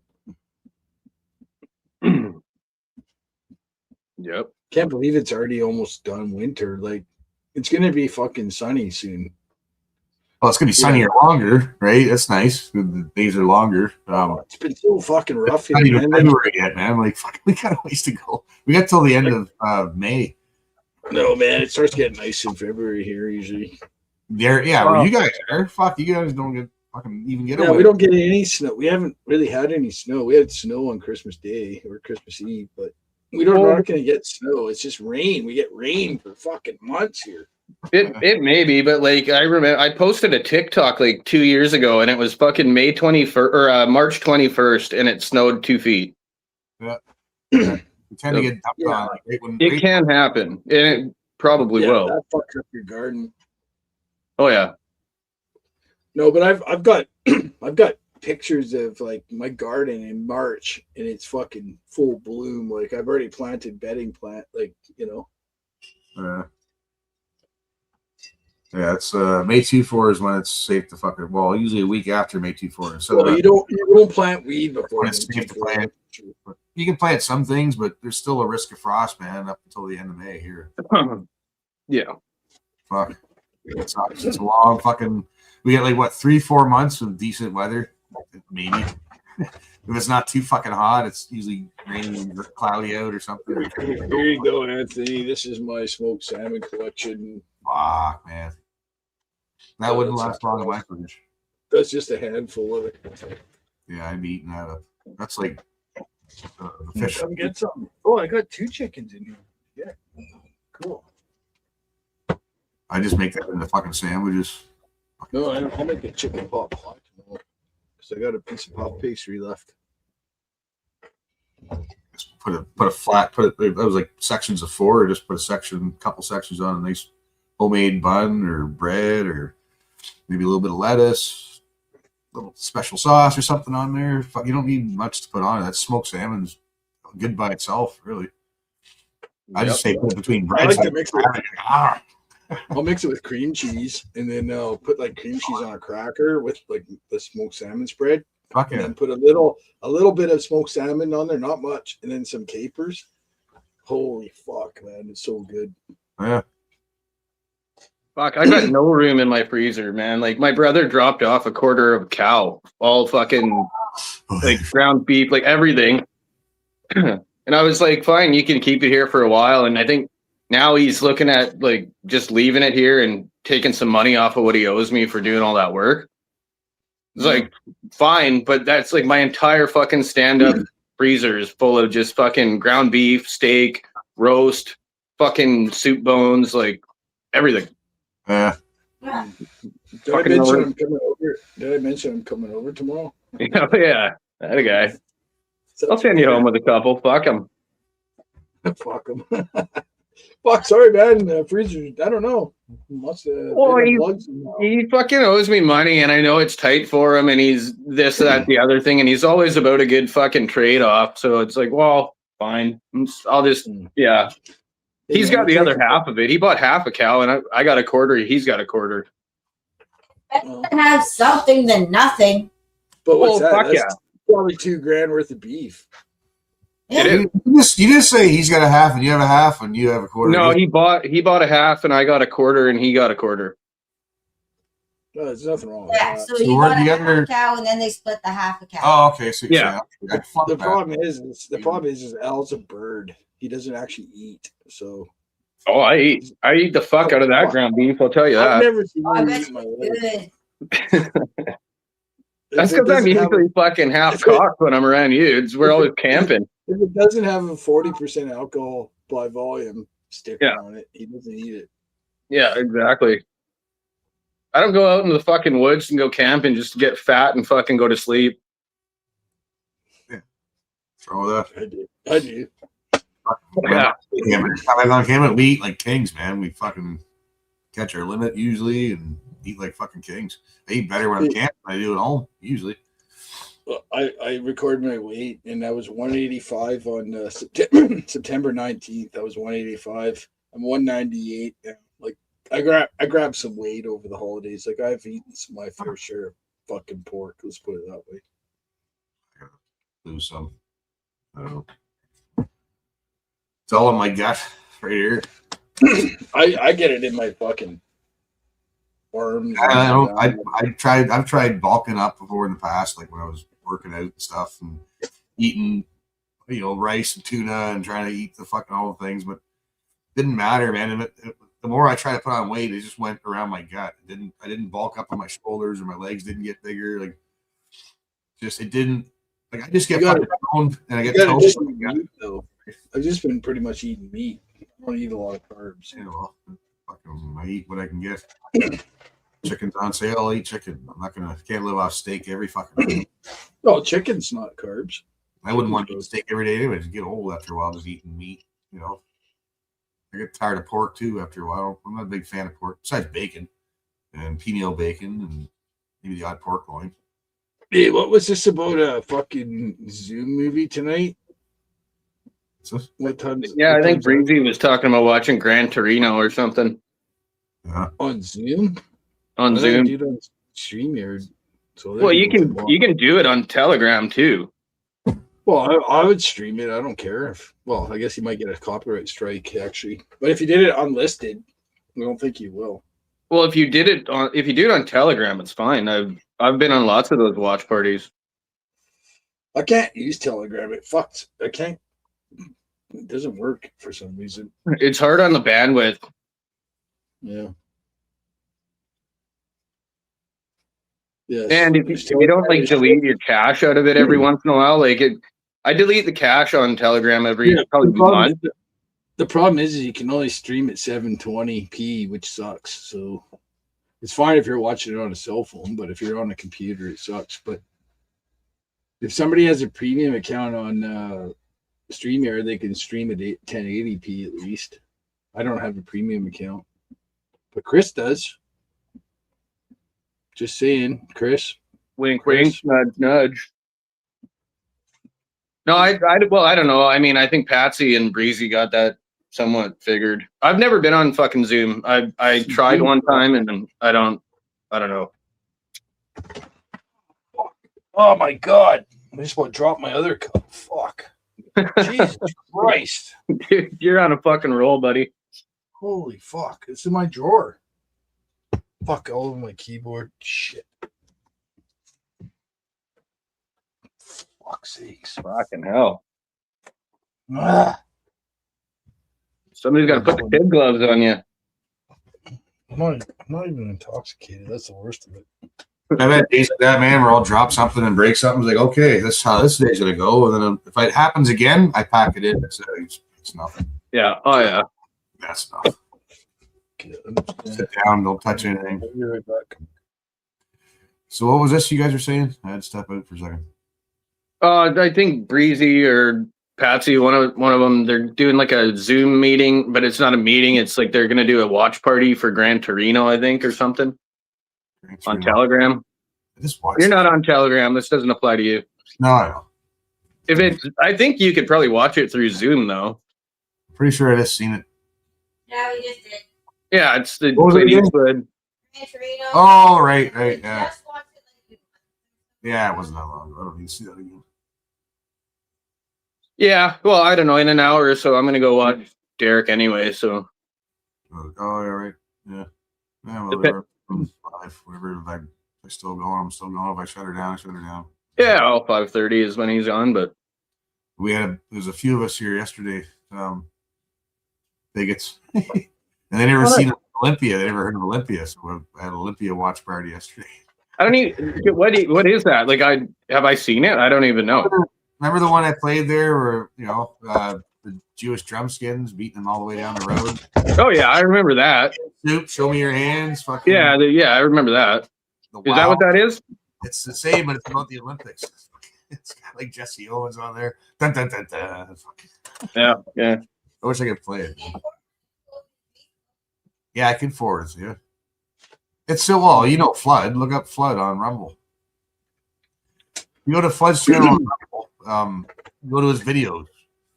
And it's right there. It says Olympia. It's an hour, 44 minutes or something. It's fucking hilarious. I love it. It's fucking yeah. I'll have to check it Go to out. the remastered. What's it on? It's on Flood's channel on Rumble. Well, he was saying that he had to like go. Fuck, he had like a 14-hour stream that it was on or whatever, and he had to go in there and clip it and like loop it out. Oh, So last I heard, that's what he was gonna go do. I just don't know if he ever got around to it. I found it. I just go to videos. He also said his Odyssey got fucking nuked, which is, I don't know, that's fucking impressive because it's got to be super hard to get nuked off of Odyssey. is it a 1938 film? Yeah, it's the German Olympics when Hitler was running the Olympics. Jesse Owens, 38, I think, Olympics. Oh, I don't understand what's exciting about it. It's just the narration, man. It's like, You know when you shared it with Becky, yeah. you can hit share again and share. Or you can just play it. I just told them where. Oh, to you follow. Why do I have to put clip in it? You guys did. It's on Prime, but it's $15 to watch it. What? It's on it's on Prime, but it's $15 to watch it. Oh, Amazon Prime. Yeah, You have Rumble, don't you? Doesn't cost Yeah. you to go on Rumble, does it? We're gonna It's hit on go to Rumble. Flood's channel on Rumble. I don't want to watch a fucking restream of it though. What do you mean? It's just him. It's not him on there and talking. It's just he just plays that video. I see. Same with the ham soup one. That's all. Oh, I'll check it out. Flood. What's his name? What's his channel name? I posted it in her chat. It's either oh my god, it's Flood, or it's just Flood. It's Flood. That's it. OMG, it's Flood. I don't think it's not. I just typed in Flood. That's all it says. It's no OMG. Well, that's his like @ handle. Yeah. No, I'm not finding it. OMG, it's Flood. Here, I'll find it. That's his Telegram handle anyway. I think he uses that for everything though. Well, I found him. Can you just go to your Facebook? I got it here. Okay. Never mind. I found him.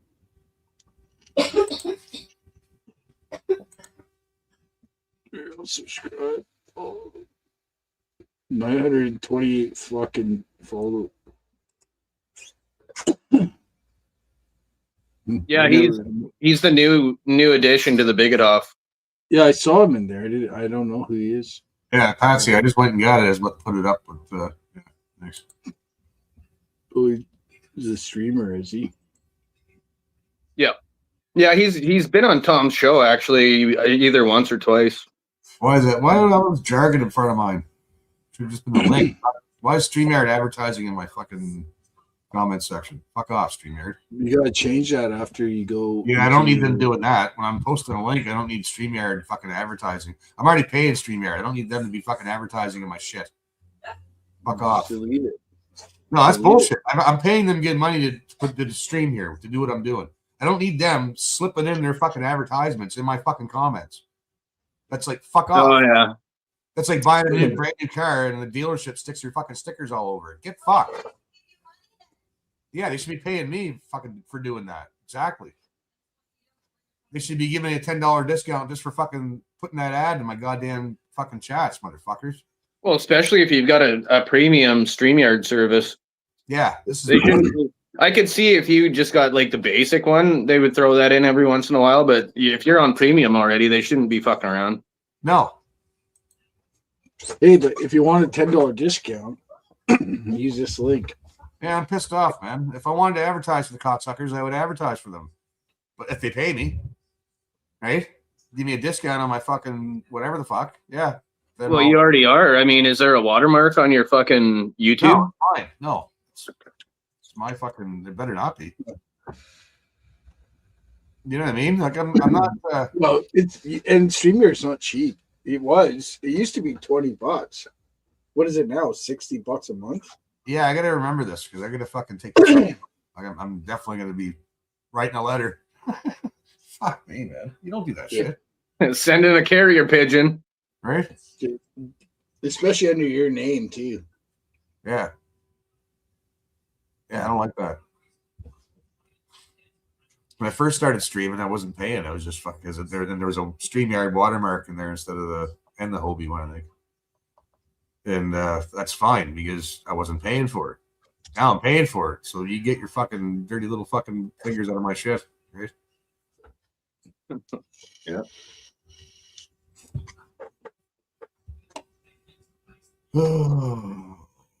Yeah, what? Fuck off. Why is that? No. How is it? What? How did that work? Oh, you just typed that in. Copied it. It's like, how the fuck did that work for you? Jesus. Doesn't take much to confuse me, man. Settle down. Confused. That was a cunt. I should probably go anyways. I wonder if they'll fucking ding me for playing a bit of it. Wonder. I can try. Try to play a bit of it. See if I get trouble. It's the only fucking wonder is that you haven't lost this channel already. Well, I'm down to one strike still. And I got a community guideline strike twice, I think now. So I don't know. They're striking the shit out of me. I think they've loosened their standards. There we go. Oh, some Canadian boys.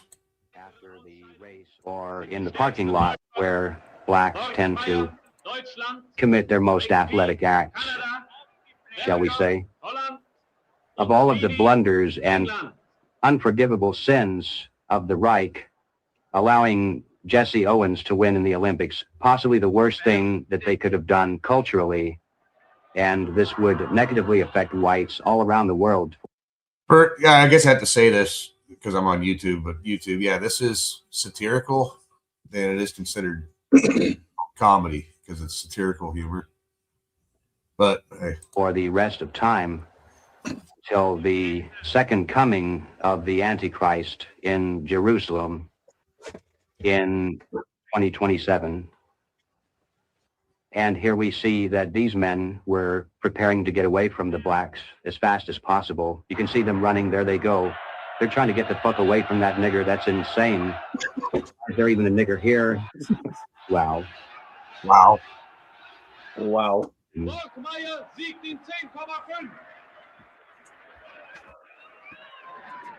Uh-oh, here's that nigger again. He looks like he's getting ready to compete again. And this man's got a gun. It looks like he's prepared for the black. It looks as though this black man is checking out the white man with a gun. And of course, naturally, his instinct is to run as fast as he can. Amazing. As soon as he hears that gunshot, he's going to be fucking gone, folks. This nigger is not going to stick around. Can't even believe it. Everyone knows that niggers won't stick around when they hear gunshots, especially when a white man is holding the gun. He's going to do the right thing. He's going to get the fuck out of there, folks. Well, holy shit, he's fucking gone, folks. Look at him. Look how fast this fucking jigaboo runs. Well, it's like he has no business competing with whites at all. Fucking disgusting, folks. Keep those people in Africa.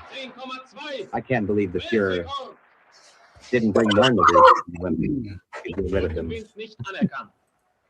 Surely it doesn't really matter, folks. Surely niggers will never rise to prominence in culture or sports. Niggers will never be given an opportunity to be something in American culture or in European culture. Certainly, it's insane to think that there would even be niggers in Europe at all.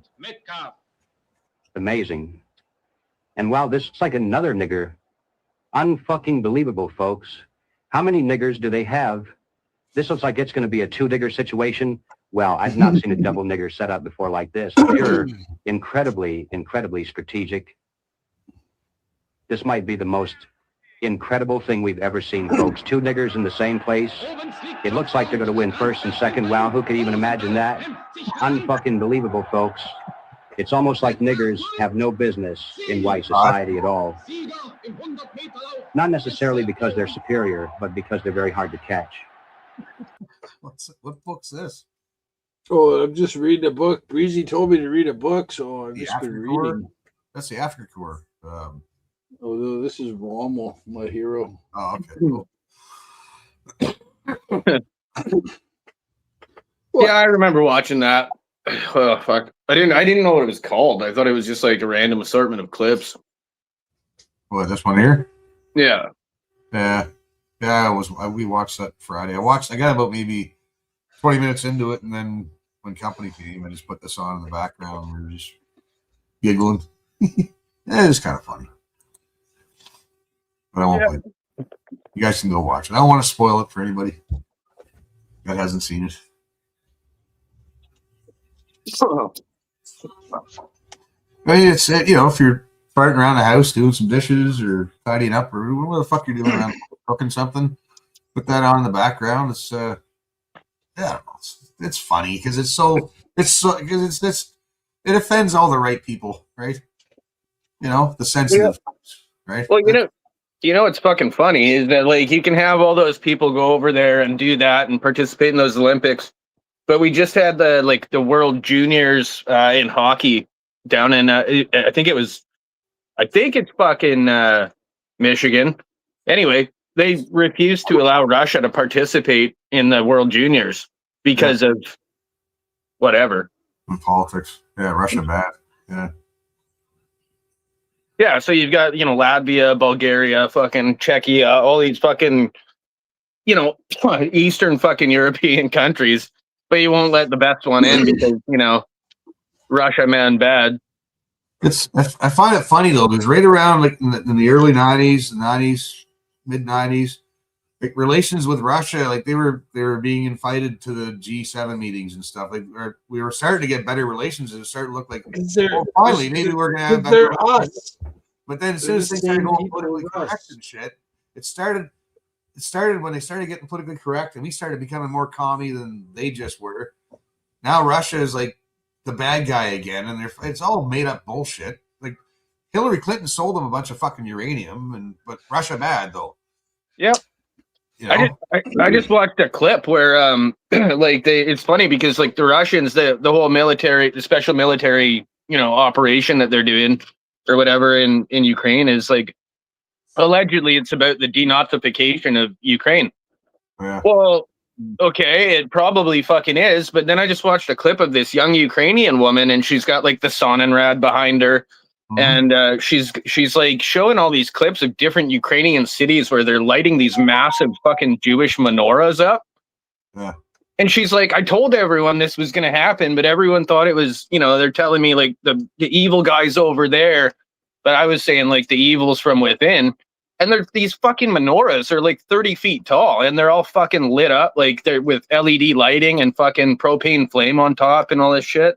Yeah. It's like, she's like, it's not just one city. Like I first saw it in Kiev, but now it's in fucking all these other ones and just giant fucking Jewish menorahs. Yeah, the Ukraine side's all Jew backed. Fucking Jews running Zelensky, the fucking Jew, right? And then you get all these like Nazi regiments and shit. Like you said, with the Sonnenrad, and they got swastika tattoos. And when the Russians capture those guys, man, these guys are getting rid of those tattoos, by the way, because they know if they get captured. Well, for sure. But if the Russian army went into the Ukraine to fucking quote unquote denazify it, and then it gets repopulated by Jews, like how is that on the geopolitical scale? How is Russia doing a bad thing for Israel or America or anything? Like fuck, America should be cheering Russia on if that's what they're doing. Yeah. It shouldn't even be going. It shouldn't even be happening, man. Russia's just doing what Russia has to do, and they just keep antagonizing them. It's like picture Russia, this big fucking bear just laying there. He's got one eye open. United States and Israel's over there fucking with a big stick poking him in the fucking nuts. What are you gonna do? Come on, do something. Well, they can fucking just nuke the shit out of everybody they want to. Say fuck it, let's go. If that's what you want, let's do it then. They're doing what they always fucking do, and what's gonna happen is the Middle East is gonna kick off again. Fucking Israel's gonna get booted out of 110th country, and where are they gonna go? They're going fucking straight to Ukraine.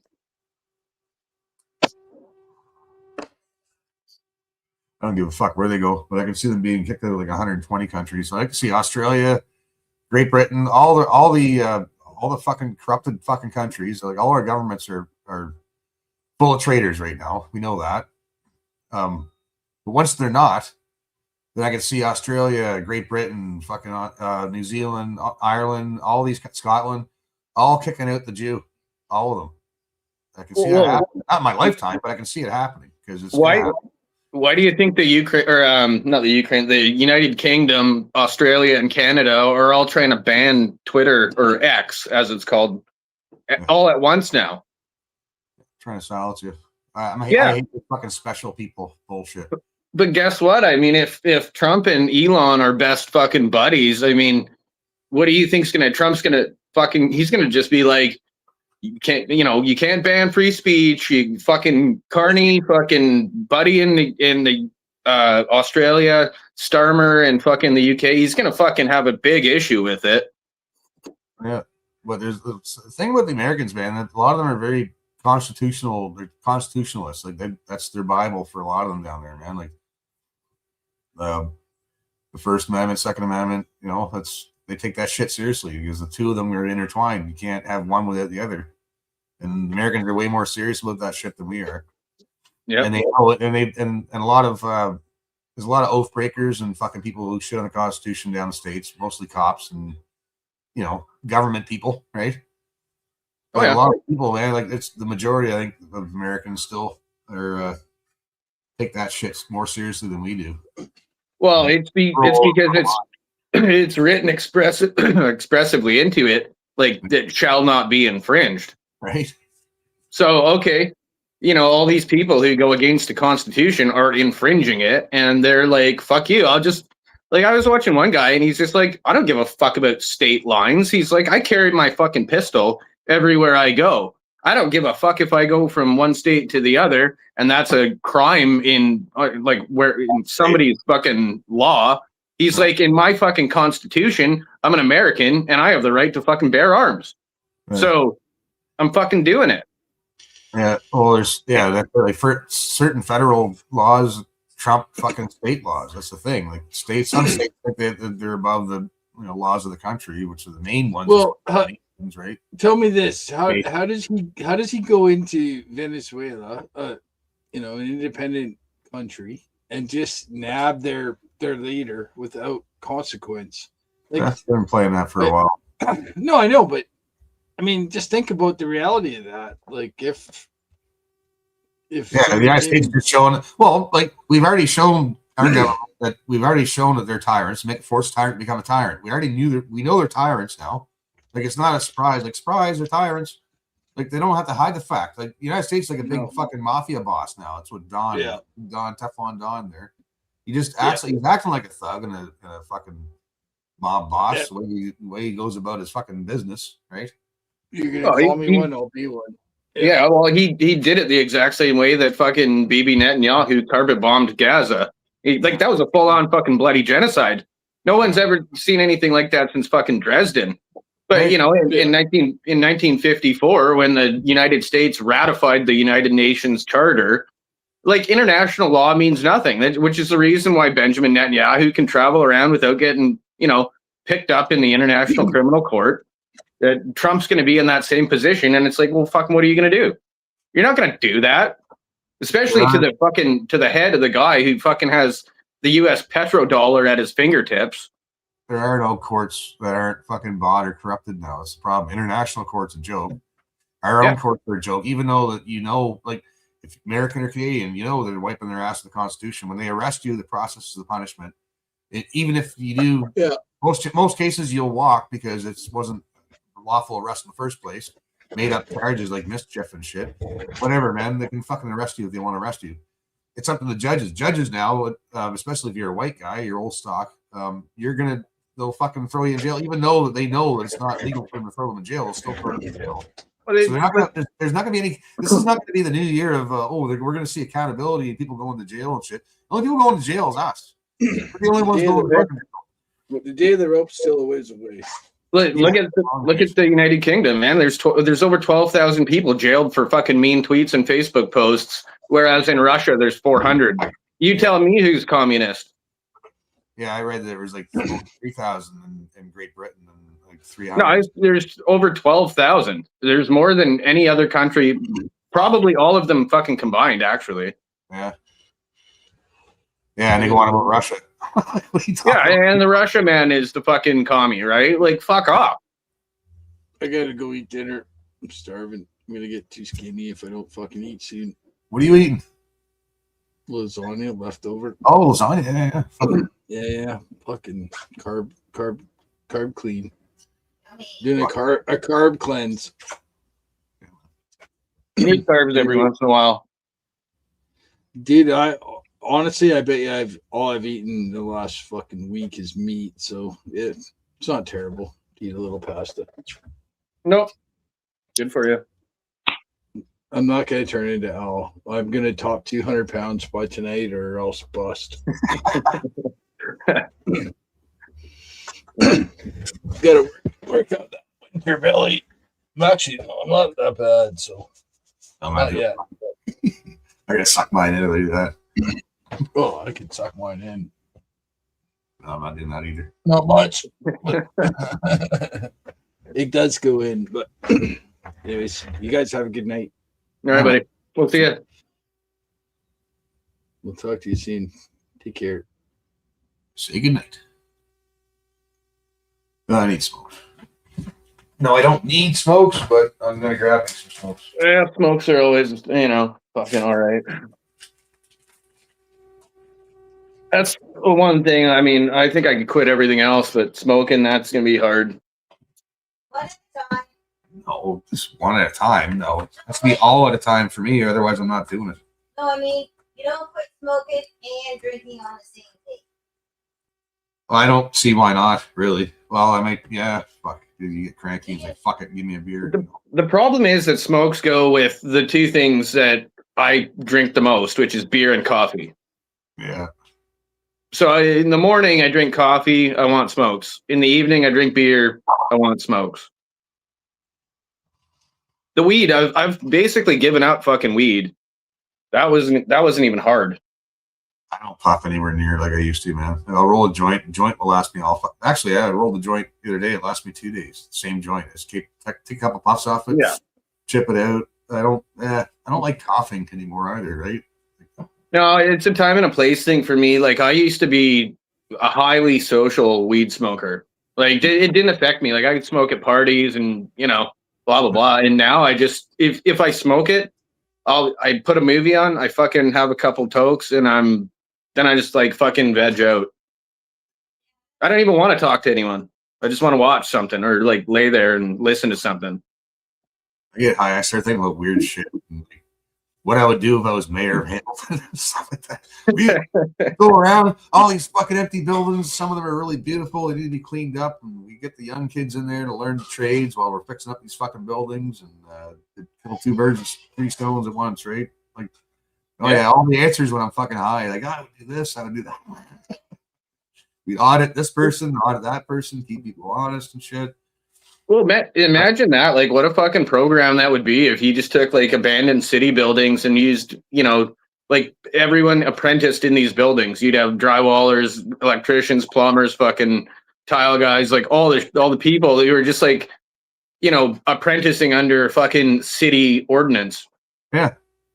Yeah. Because that the one thing that deters like the average business owner is it's not profitable anymore to apprentice people. No, and like we were saying it before, guys want to hire young people and they want to hire people and teach them. But if you got if you're an addict or something like that, and you're not, and it's affecting your work and shit like that, and they've had that so many times. That's why a lot of guys won't employ they won't give people that chance anymore because they've given people chances before so many times and got burnt for it. And it's just not worth the time and effort to waste their time trying to train somebody. It's not going to stick around, right? Well, and even then, if you're a business owner, like say we're having this down at the shop where there was just a young guy who came in and he fully admits like he's just a backyard mechanic. He's like 20 years old. He really enjoys working on cars and he's fixed up his car. He fixed up his buddies. He does oil changes on his moms and dads and stuff. But virtually zero experience. The problem is it's not like you don't want to give the kid a fair shake, but the mechanic that we have is an awesome mechanic, but he's really, between him and Amber and then occasionally myself, this kid he's going to be a draw from the productivity of our main mechanic, which we can't afford to lose having this guy teach, Yeah. And then if you go and you put him, you do an oil change on this fucking $100,000 fucking Porsche and he forgets something and he fucks up $100,000 Porsche. Yeah, it's big fucking problems, right? Like now it's big money fucking problems. That's why you give them little tasks that that they can't. If they did fuck it up, that it's not going to be the end of the world. You know what I mean? Like, but you got to give them. Like my brother-in-law has done this with a few young guys and not so young guys, like guys in their 20s and shit, even 30s. Oil changes. You give them different tasks. There's kids that would hang around a shop and they'd put them to work and doing like balancing tires. And once you show them how to do something, then that's something that you don't have to do now, right? Like you can get in theory. But then they work their way up, right? And you give them a couple of your books to fucking study so that you can give them other tasks that you can get them doing something that otherwise would have taken you an hour out of your fucking time. Now you can concentrate more on over here. He can go work on that. That's fuck all. If he fucks that up, well then come on, The other problem is that so this kid's got virtually no experience other than he turns a wrench from time to time in the backyard. Well, he might fucking come to figure out that hey, like when I'm under because we in mechanics you've got like book time, right? So we'll estimate whatever the book time is and then probably add a little bit more on or whatever and just you've got 4 hours to do this or whatever. Well, now once these guys get under the gun, they feel beholden to it, right? Like then, so now they're rushing because they think they're behind in this and that, and that's when things get messed up. Yeah, and also a lot of them find out that they don't like the pressure of that, because this is a business. This isn't your backyard, man, where you just get to tinker. like we've got to push this through to make money for the company, right? So yeah, I mean, no, but almost every task already has there's a time limit on it, unless this happens. And sometimes you'll find when you take things apart, then it becomes a fucking nightmare because then this is broke, that's broke. But that's fine. But that only takes 20 minutes to do. That takes 10 minutes to do. I know it all adds up. That does not take an hour to do what should take 10 minutes. You know what I mean? And most bosses, most guys know, if you're dog fucking it or not, man. There's no dog, right? Oh yeah. But there's no rush either. It is what it is. Like most things are. If it takes an hour, it takes a fucking hour. If it takes an hour or 5 minutes, well, okay, whatever. Nobody's bitching about that, right? But you're not going to get something done in a half an hour that normally takes most people fucking an hour to do, man. You're rushing shit too much. And then you're getting cutting corners. You're going to fuck up. You're splash and dashing bullshit. It's not cool. Well, like I just experienced the pressure the other day. Like I'm not a mechanic, but Amber was under the gun. The other mechanic, he was on something, and I had to drop a fucking tranny and a rear diff out of a 1982 Volkswagen Vanagon. Yeah. And it's just like, and I've got a lot of experience in backyard mechanics on different vehicles, like older vehicles, some newer, I've worked on my mom's shit. But, it's like when you're on somebody's clock, it's different because it's like, well, fuck, okay, disconnect the linkage, okay, do this, that, the other thing. The fucking starter won't come out. Well, the starter won't come out because you got to like lower the thing and fucking clamp onto it with some channel locks on the inside of the engine bay. And then you can get a fucking, extended socket up and in there and fucking crank on it. And then, the fuck starter comes. But you don't know any of that weird little shit, right? So, there's a lot to it. And I, even on that day, I was like, fuck, I just want to get this done. I knew what book time was. It was 8 hours. Yeah. At 4 hours, it was out. And then there was a problem with the tranny that we were putting back in it. So like 3 days went by, and then I came back and I put it all together in like 3.5 hours. So I was a half hour under book time all in all, but there was still fuckery because we thought we had a rebuilt transmission, but it was actually just a tranny core. So we had to send it out and get it rebuilt, but neither here nor there, not my problem. Yeah. But it's just like, there's a lot to having an apprentice. I've done it a million times in the tile industry, where not a million, but I've had a few apprentices, and it's like, I just need a bucket of mud mixed up. I've shown the guy 10 times how to mix up a bucket of mud. This is the consistency I want, right? And like you come around the corner and the fucking thing is right to the brim. It's actually, matter of fact, it's overflowing, and the guy's just trying to hit the consistency properly. Yeah. I'm like, well, you wasted a half a bag. And the thing is fucking overflowing. It's made a mess all over the floor. It's still fucking soupy as shit, and I can't use it. Just go pour all of that out, fucking start again, and in 45 seconds, you'll have a fresh bucket of mud, usable mud. But they'll sit there, and it's like 5 minutes later, you're like, where's the bucket of mud? So you go around the corner. For fuck's sakes, man! Like. Right there, if you fuck up like that, man, like right off the hop, I'm gonna be on you for it because like time is money. Seriously, like time's money. If I tell you once, like, I'll show you once, and I'll show you once, man. That's it. I'll show you how to do it. Tell you how to do it. And if you fuck it up after that, okay, you get one fucking chance. And then you fuck it up again, then it's like, okay, you're not smoking any more fucking dope when you're working for me. I don't even let the young guys smoke dope. The smoking dope is like, that's a privilege you earn if you're like a fucking journeyman. Yeah. You know what I mean? Like, but I've also had guys that are, and they're not young. They're fucking like, 30, 35 years old that are fucking half retarded more than some of the 18-year-olds I've hired. Yeah. And they're just fucking dumb as fuck, man. Like I told you about the one guy that hit the heat wire and then coated it anyway and then locked up, and we found out on Monday that it was all fucking under subfloor. I'm like, why would you do that? You were completely asked not to. Yeah. You hit a heat wire, you don't cover it in fucking concrete, do you? Own your shit. Say, yeah, I fucked up. I hit the fucking wire. Okay, that sucks, man. But thanks for letting me know. Because pack up. Don't do anything else. Meet me outside. I'll be there in 20 minutes. Yeah. But come on, he's outside 20 minutes later with all his shit. We load it in the truck. We leave for the weekend. Come back on Monday. He poured the floor. Like, why would you fucking do that? you're that guy was like 40. Yeah. You know, I mean, I've just had people who are just retarded, and there's zero incentive. Also, because in mechanics, you train these guys up, you do whatever, and then they disappear for 4 or 5 months on you because they've got to do the school portion of it too. Oh yeah, yeah. So you're that's you're pretty- booking for 2 for quite a bit, but really only the work of 1's getting done because you're teaching the kid, and then the guy fucks off to university. It really only benefits the kid. It doesn't benefit your business anymore. No, it doesn't. No.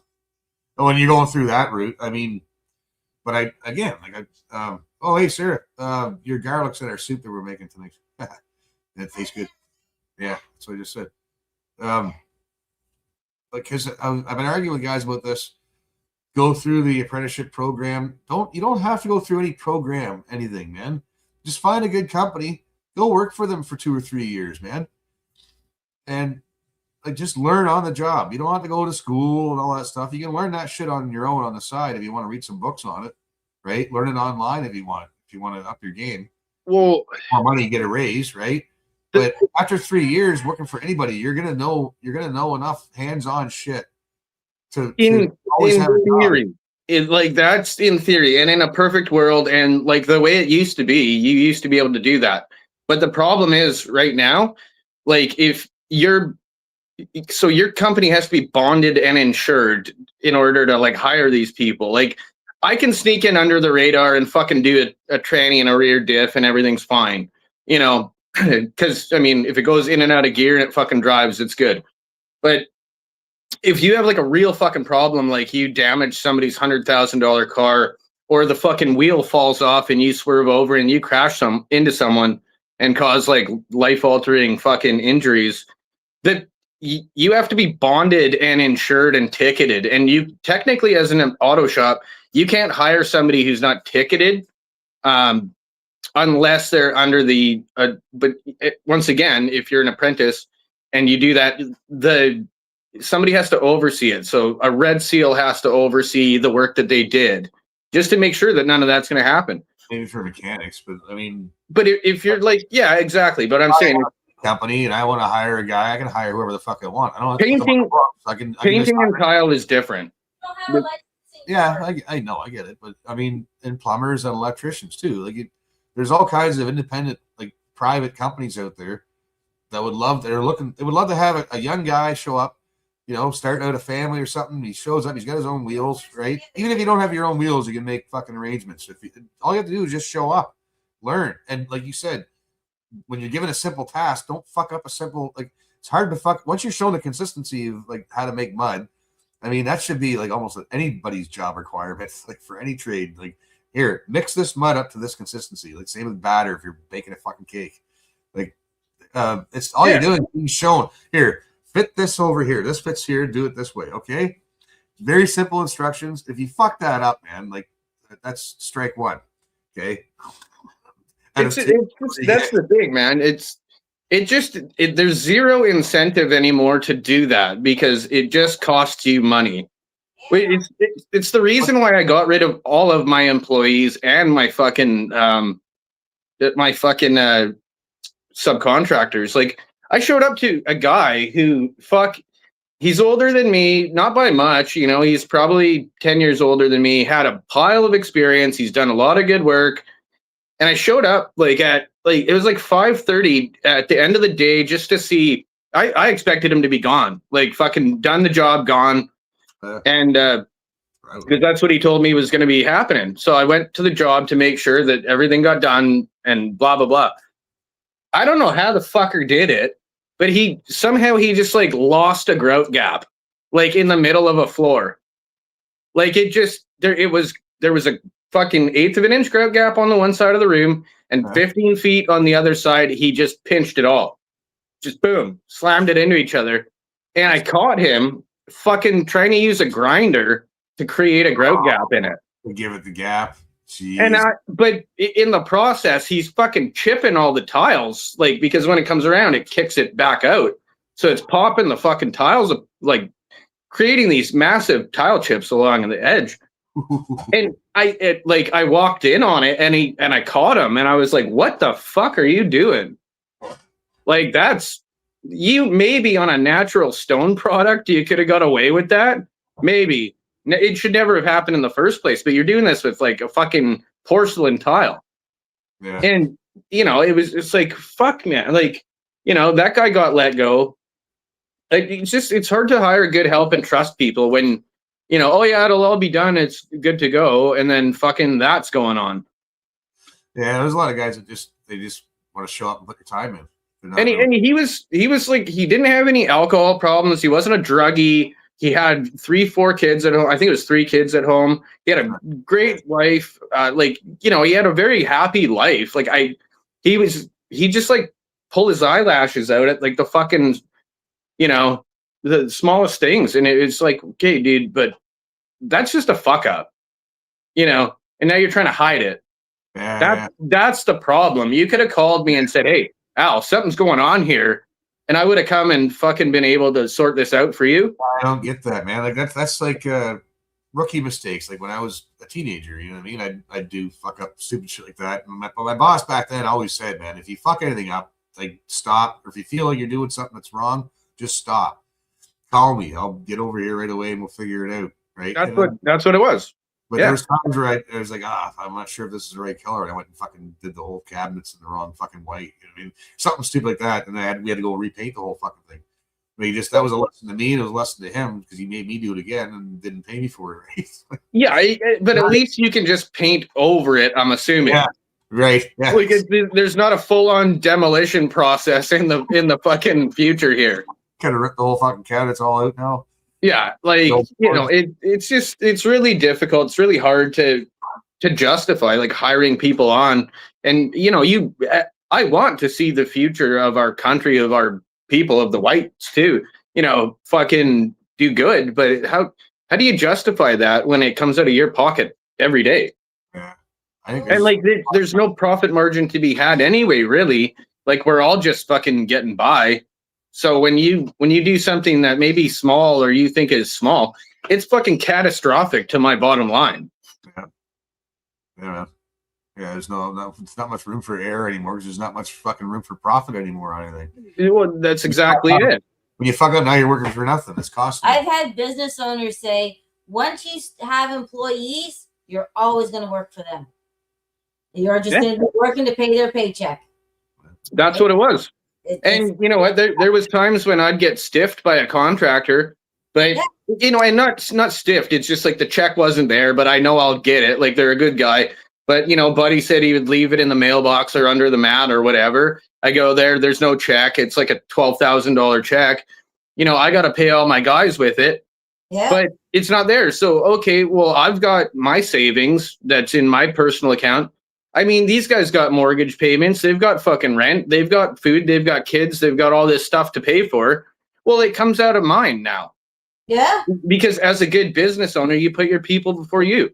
You gotta keep your guys. If you don't keep your guys, they're gonna move. They're gonna go somewhere else. Right? Well, like exactly, right? So it's 6 in one, half a dozen in the other. You're damned if you do. You're damned if you don't. Yeah. And I've done that before.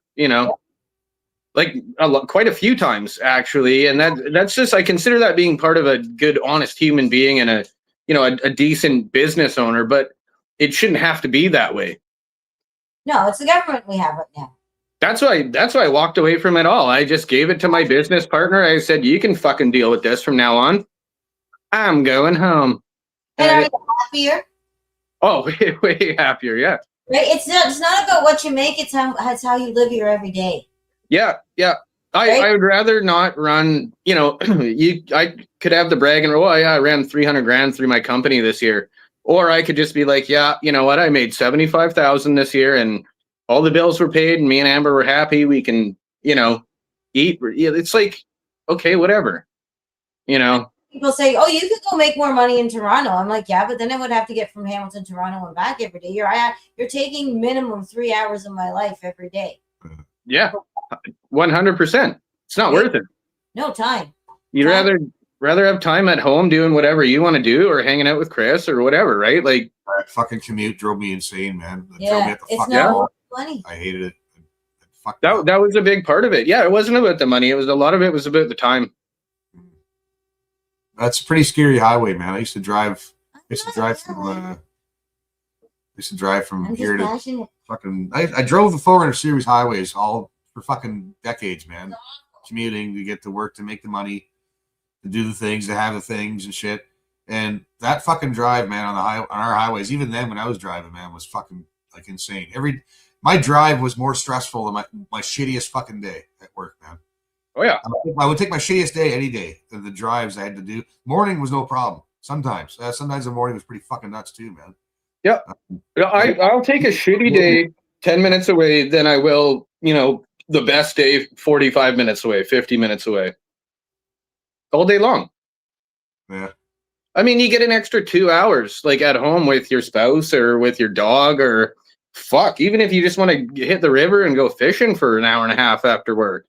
Yeah, when running, yeah, I'm not even like springtime's usually busy time. Everybody fucking calling you all at once. Oh, I need fucking need this painted, need this done, blah blah. Because the weather's hitting, but that's usually when the salmon start running here too. It's like fucking the weather's nice. We're hitting the patios for the first time. Fucking check out the girls. Yeah. Well, that's why, like, I'm glad, like, me and this lady I've been contracting for, we just had like an amicable split in like the middle of December. Because I just felt super beholden to her. Like, although she had all the work here and I didn't have to go like looking for it or whatever, if she phoned, I had to go do shit.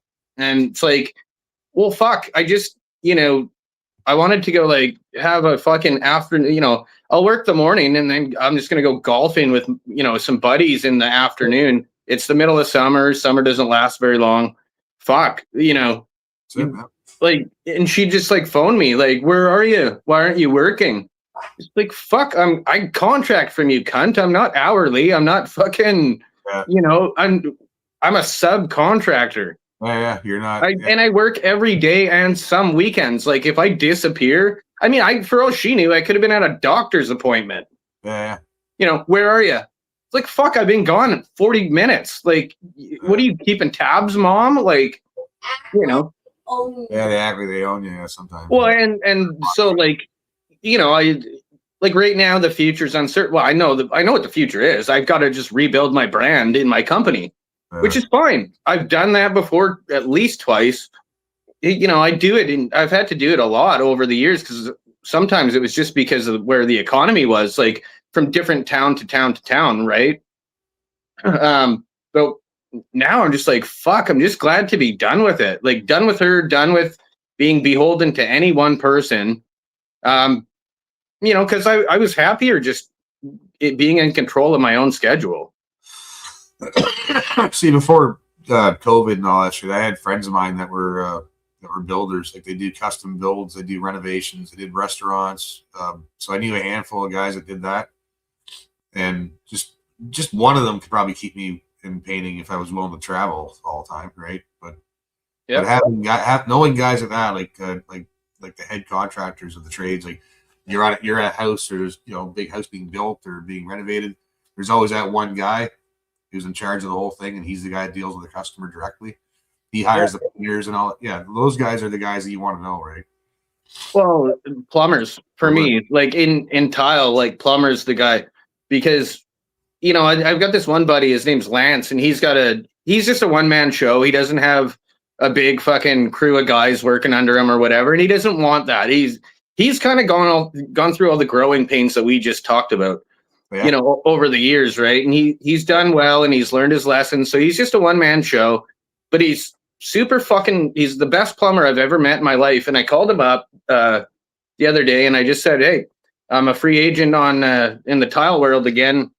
So if you got if you go do a job and anyone asks you if you need a tile guy, I'm available, from here on out. And he's like, that's fucking the best news I've heard in a while, man. He's like, I've been recommending this one guy, but he's not really a tile guy. He's kind of a jack of all trades. It's like, but meanwhile, this plumber, like, he's moved houses a couple times over the last 2 years, and I do all of his work in his houses. So, so he's like, that's fucking awesome. Like, now that I know that, he's like, I can confidently recommend you. And he's like, I get fucking recommendations or, requests all the time. Because when the plumbing gets done, that's one of the main questions. Hey, do you know a good tile guy?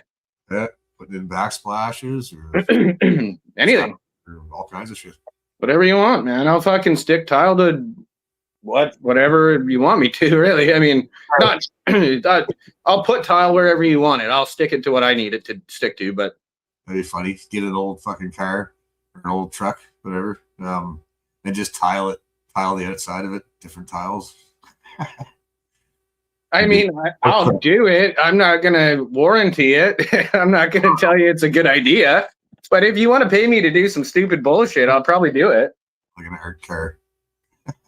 I mean, you just have to epoxy it on there, but whatever. Yeah. But that's the thing, man. You know, you just got to know the right people, and you know, once the work starts coming back, then you know it just snowballs in, and I can pick and choose what I want rather than letting her fucking do that. That's the thing, though. It's like a lot of trades are feast or famine. Like usually over the winter, this time of year, most guys are just kicking back. You know, not taking many jobs. There isn't a whole lot of people doing this shit this time of year anyway. But when it does kick in the spring, it usually hits all at once. Like I go with the first person that calls me, man. Yeah. And that's it. So you can call me like a day later or 2 days after and offer me double the money. And I'm still going with it. I still have to finish what I just started now. I just told this guy I'm going to do this, and I've already started. Tools are on the job site. I'm not going to drop everything now for, you know, unless it's a buddy of mine and say, hey, man, I just got offered double. To go, I'll go do that then. Come back and do this. Then it's cool. But I go with the first person that calls me. But they usually call all at once.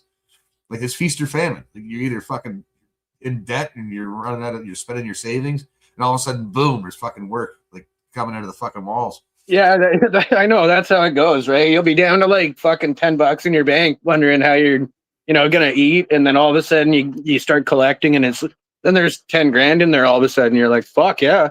Yeah. How long till I'm back down to $10 though? Fuck hell, that's why you try to make hay while sun shines, right? But you know, ironically, that the reason that I was working with that lady was so I didn't have to like find work. But because I just thought, oh, she's got like it just drizzles in or whatever. And then once her company just expanded so far that, you know, a one-man tile show just couldn't keep up. And you know, I tried and worked weekends and worked not nights, but you know, I worked late, and it just still wasn't enough. You know, she's turning over a fucking full-on, you know, 2-story house got reno in fucking 6 weeks, and she gives me, you know, 2 weeks to do 2 custom showers or 2 custom bathrooms. I'm like, that's just not enough time. Like you know, everyone's falling all over each other. You get the hardwood guys putting in the fucking floor when I'm fucking tiling up to it, and I got my ass in their face, and you know, it's just like, what the fuck? Like, that sucks. I don't like that.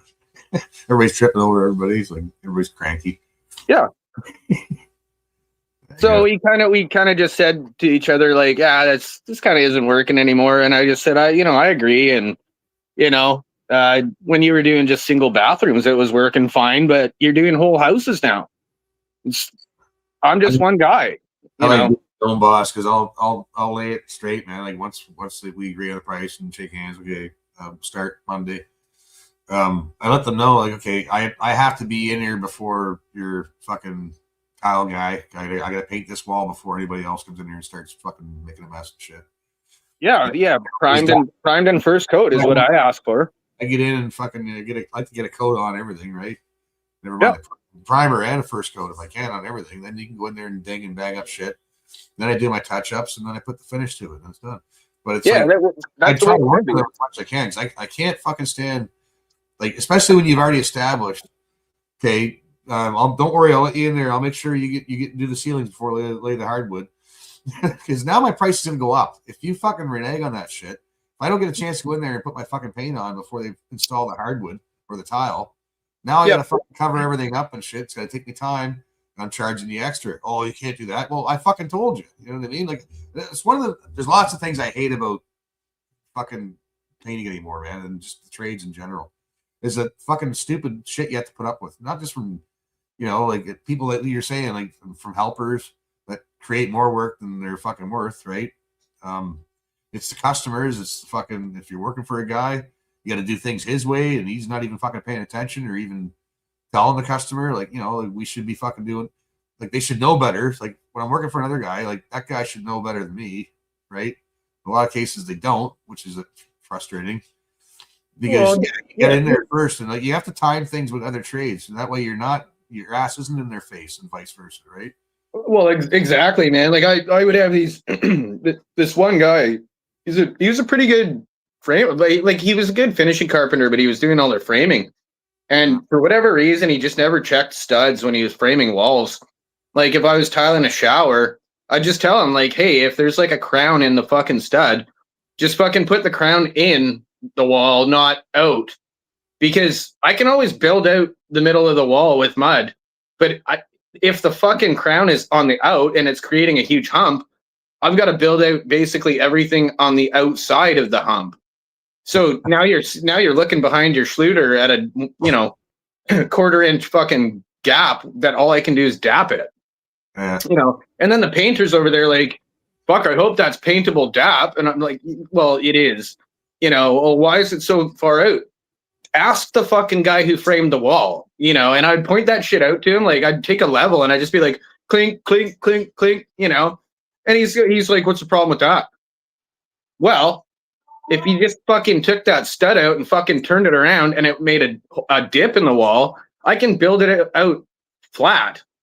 It's just like people wouldn't, like, zero consideration on any of it. And I was like, think about it. But if because it's only until you've done renovations from start to finish when you realize, like, don't leave that, because if you're going to be the guy that has to board it, and then you're going to be the guy that has to mud it, and you're the mudder, now you got to be the guy who has to paint it. Yeah, you won't be leaving that shit behind when you're going to be the one fucking with the next step. Well, it just got to the point where I was just tearing showers apart to make it like acceptable to tile. And then I would bill her for it, and she'd be like, well, that's over the estimate. And I'm like, yeah, because your guy's retarded. Right. Yeah. So, what did you expect? Yeah. It got like a little too much for me, and I'm fucking glad it's over with, to be honest with you. And I know, like, there's a guy that's, close to you and I won't mention his name, but he's contemplating after 20 years making a change in his work. And I just said, look, fucking, if it's stressing you out, make the change and don't fucking look back. Like, you're a skilled individual. You don't have to fucking suffer anymore. Good, man. There's people out there that are looking for good fucking capable help. Yeah. You just got to go find it. And I know it's going to be a pain in the ass for like, a month or two. But once you figure it out and you put yourself in a better situation, you'll be way happier. You'll be way better off.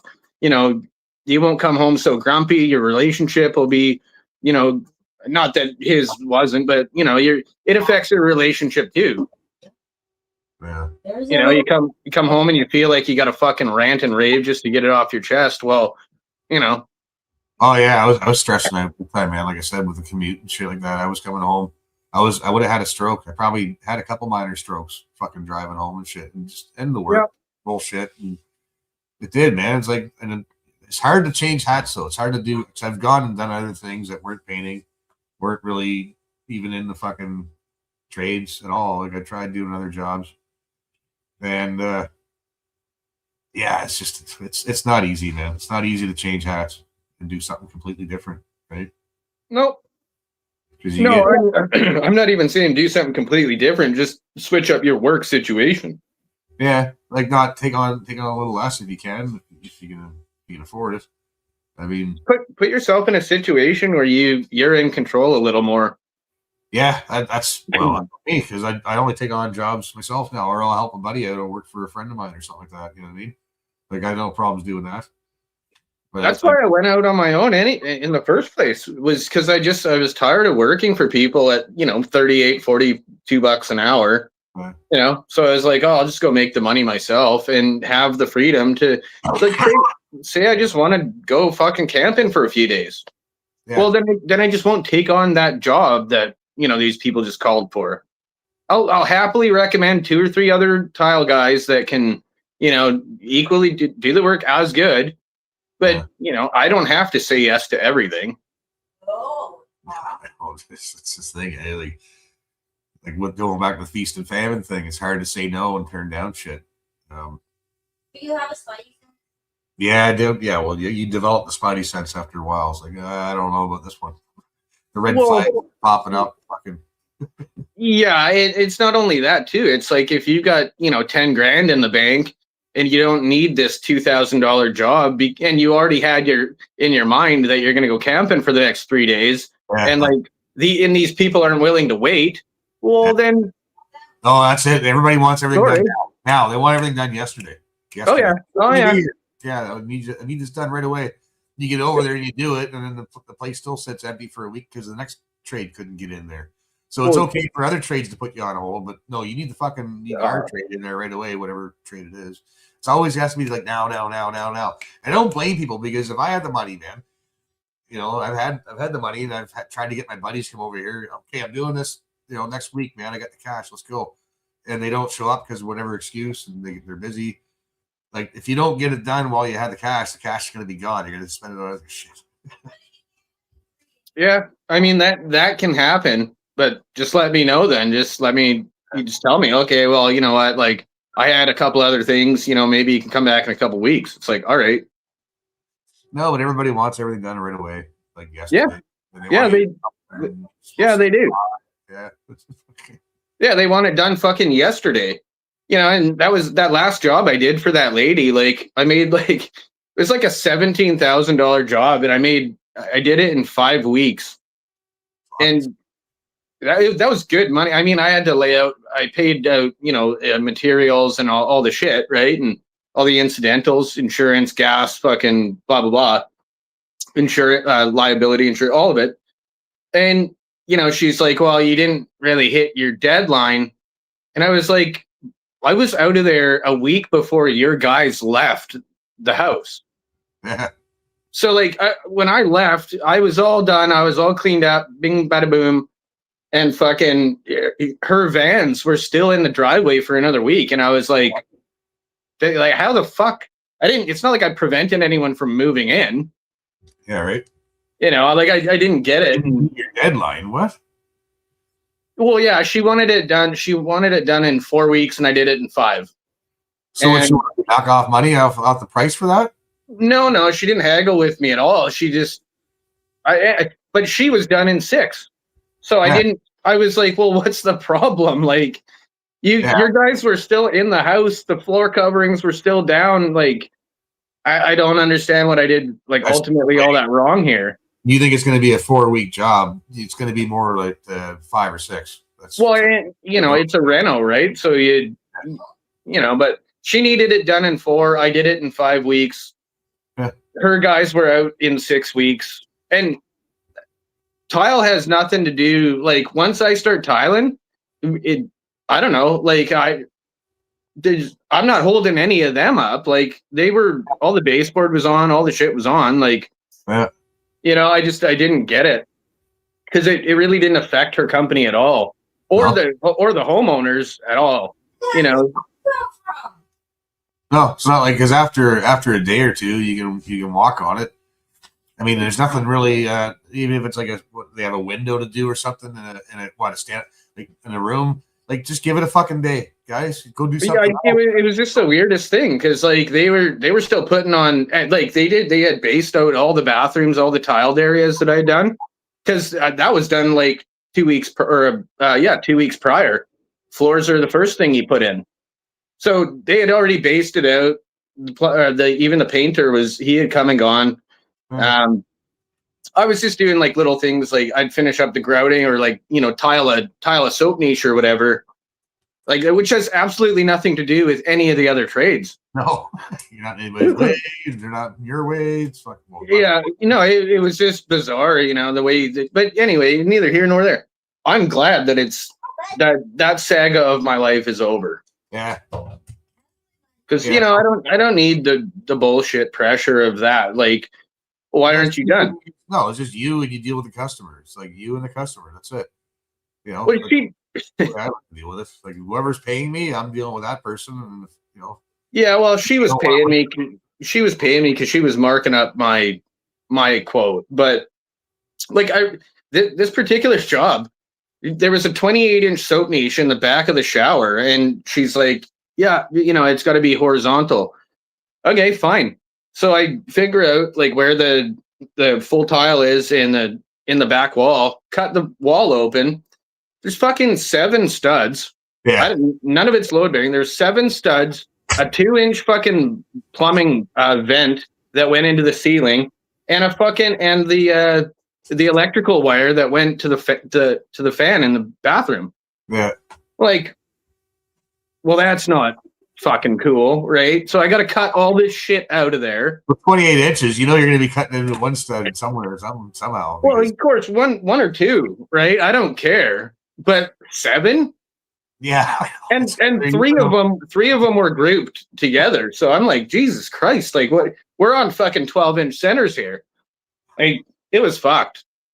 And I phoned her up, and she was like out of town, so I phoned her kid who's supposed to be in charge.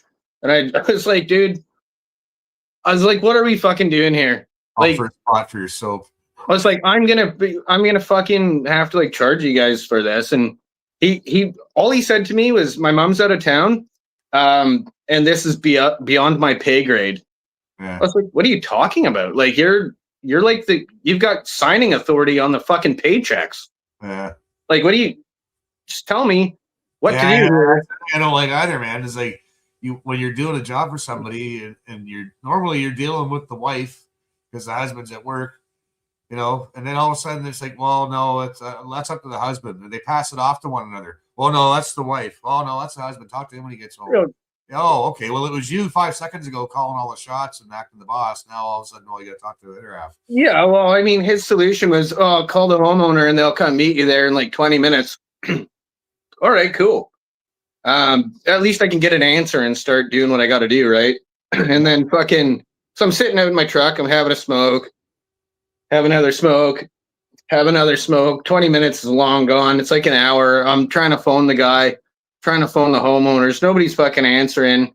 So I leave because I live like maybe 5 minutes away drive.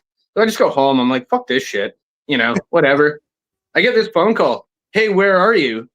2.5 hours later, I get that call.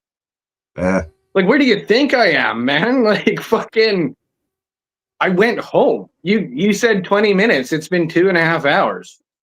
Like, it was a lot of that shit that I was just like, okay, I'm over it, Yeah, that'll be annoying. But it's shit straight. No, if I'm done what I have to do for the day, or if I got like, if I'm done, if I'm at a point where if I start anything else, I'm going to be here late. Like that's enough. It's calling it an early day. I'm going to the balcony, I'm going to the patios. It's patio season, or I'm going fishing. Like, I'm my own boss, man. Nobody's fucking, you ain't fucking like, hey, where are you at? Somebody ever called me and said that? Like, hey, where are you? I'm on the job, man. Where are you? It looks good. What are you up to tomorrow? No, like, where are you at? Where are you at? Like, none of your fucking business, really. You made me wait 2.5 hours for some bullshit. And like an hour and something of that was me waiting in the driveway, just chain smoking darts. So I rather would have just went home and said, call me when you fucking get there.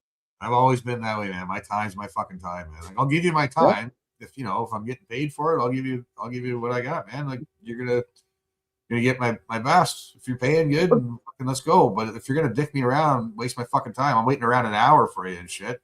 Now I'm getting pissed off. Like, that's the thing. An hour and hang in there and all this shit. But no, man, this is my fucking time. I could have slept in a little longer. I could have fucking stayed home a little longer, another coffee. I'm a reasonable person and I can work with people, but like, don't pretend that my time is like invaluable. You know what I mean? And that was another thing. Like, I would talk to the guys beforehand, like the day before, and I'd be like, okay, so are you guys like coming down this hallway with the hardwood? They'd be like, yeah, first thing in the morning. All right, okay, I'll get here at like 9:45 then. Just because I know you guys need like an hour and a half or an hour and 45 minutes to do the hallway. Yeah. And the same thing. I'd get a phone call like, why aren't you at work? Because your guys are in the fucking way doing the hardwood in the top or the hardwood in the hallway. Yeah. And like and then she'd be like, well, you're more important. You need to tell them like to fucking go somewhere else. And I'm like, that's your job. Yeah, I don't need Like- I need someone calling me saying, "Why aren't you at work?" Like, why? I don't know. Why aren't Well, you fucking off somewhere? Man? What the Well, fuck? it's because me, for one, being the team player on the, you know, I'm trying to be a team player on your crew. Yeah. So, okay, you've got 4 guys doing hardwood. They need to come down the hallway and shoot into 2 different bedrooms. And once they're in the bedrooms, then we're good to go.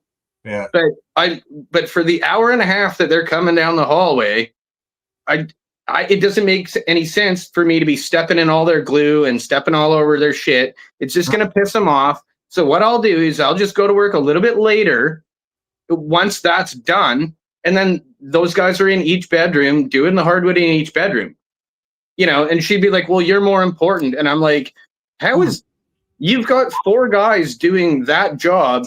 So if I tell those 4 guys to fuck off, then the hardwood just doesn't get done for an extra day in those bedrooms. And you know, how does that make any sense? Like, boss is telling me here the paint's all there, Chris. You know, this color is this room, this was that. Hey, gotcha. He never had to be there. I never had to be there. All the stuff's there. All I had to do is show up and fucking do what I got to do. And I've got there, and there's fucking, and like you said, there's guys all over the place. And all of a sudden, that's the day, like you said, they're gonna install the hardwood. I can't fucking go around and do what I got to do with these guys fucking all over the fucking place. It's not going to happen. So I just go. And I've had bosses get mad at me. Oh, you should have started anyway. You could have went over here. You could have done that. Like, fuck off, man. I'm not gonna, okay, so now I'm going to hang around. I'm going to do 2 hours work and go home. Like, I should have just not fucking been there in the first place. You're wasting my fucking, they don't fucking care about your time. It's all about money and their time. They don't give a fuck. You're their bitch, right? They don't give a fuck about your fucking time. As a tradesman, I'm trying to make this job site move more smoothly than, you know, because I'm not fucking pulling that, like, do you know who I am? I'm the tile guy card. Fuck tile guy. You know what I mean? It's like, I'd rather you guys just take the hour and a half, fucking get the hallway done so I can walk straight down it and goddamn fucking, you know, do my job. That's it, man. But, you know, she didn't see it like that. And I was just like, all right, well then, okay, I guess we're, you know, splitting our ways. But, you know, she also didn't tell me for 4 months that that's the direction she was going. And I was like, oh, okay.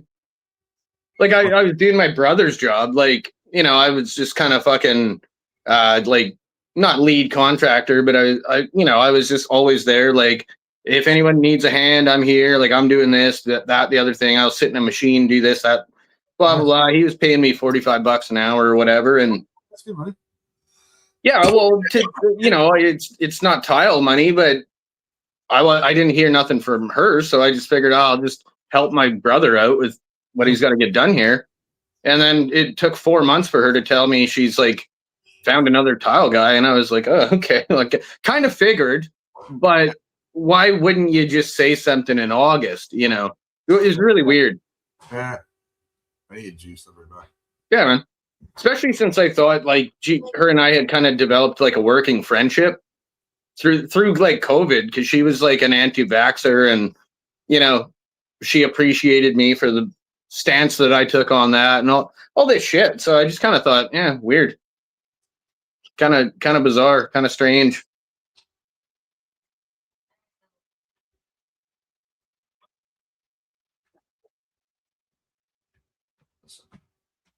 My show. It's not your show. Right? Yeah, well, you're going to be indisposed for a few minutes.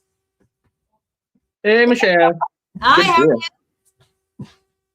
Good to see you. Yeah, nice to see you. How's everything out there on the nice West Coast? Rainy. Yeah. We got one of them atmospheric rivers, they call them, but it's just pissing rain. Yeah, we got nothing here. Like, no snow. So, yeah, we had a little bit of rain, but you know, we had a little glimpse of sunshine today. But other than that, it's been very gray. Yeah. You know, I kind of find I like that a little bit better, because when you get the sunshine and the blue sky, it tends to get like super fucking cold. Well, that's true. Yeah. There's no like cloud insulation up there, like, you know, holding in any kind of heat. Yeah. We just went through that for like a week. It was just like night times are brutal. Yeah, but when you got a cold night, those stars are nice. They are the only I gotta stay up till like 3 a.m. just because like I then at 3 a.m. I just load the fire up and then it kind of like gets us till morning. Yep. But if I go to bed at like a normal time, it's like I wake up freezing. It's fucking No, cold as shit. No. Yeah. So, whatever. It's not like I'm doing much of anything anyway. I'm just kind of putzing around here doing things. I was showing Chris, I just cut a hole in the thing and we expanded our living room. Wonderful. How's that feel? I love the open. Yeah, it feels good. We're not putting a door there. It's just gonna be I'm gonna trim it out and we're gonna do like just a walkthrough. Perfect. Yeah, it's like a sunken living room kind of deal. So it's nice. It is. We picked up a bunch of flooring for it the other day, just secondhand. Actually, I got one right here. Oh, yeah, fine. I love secondhand stuff. I love spending money that when I can't get as taxed as much. Yeah, so it's kind of like I don't know. I don't know if it's doing it justice, but it's like a gray, like a rock gray. You can see the grain. Let me see. What's he got here? Yeah, just like a vinyl tile. Oh yeah. Yeah, just 12 by 24 vinyl. Just picked it up for a couple $100. Gonna throw it down there. Right. All right. Make coffee. I'm gonna make crunchy soft tacos. Nice. Yeah. Didn't Chris say something about chicken noodle soup or something too? Oh yeah, chicken rice soup.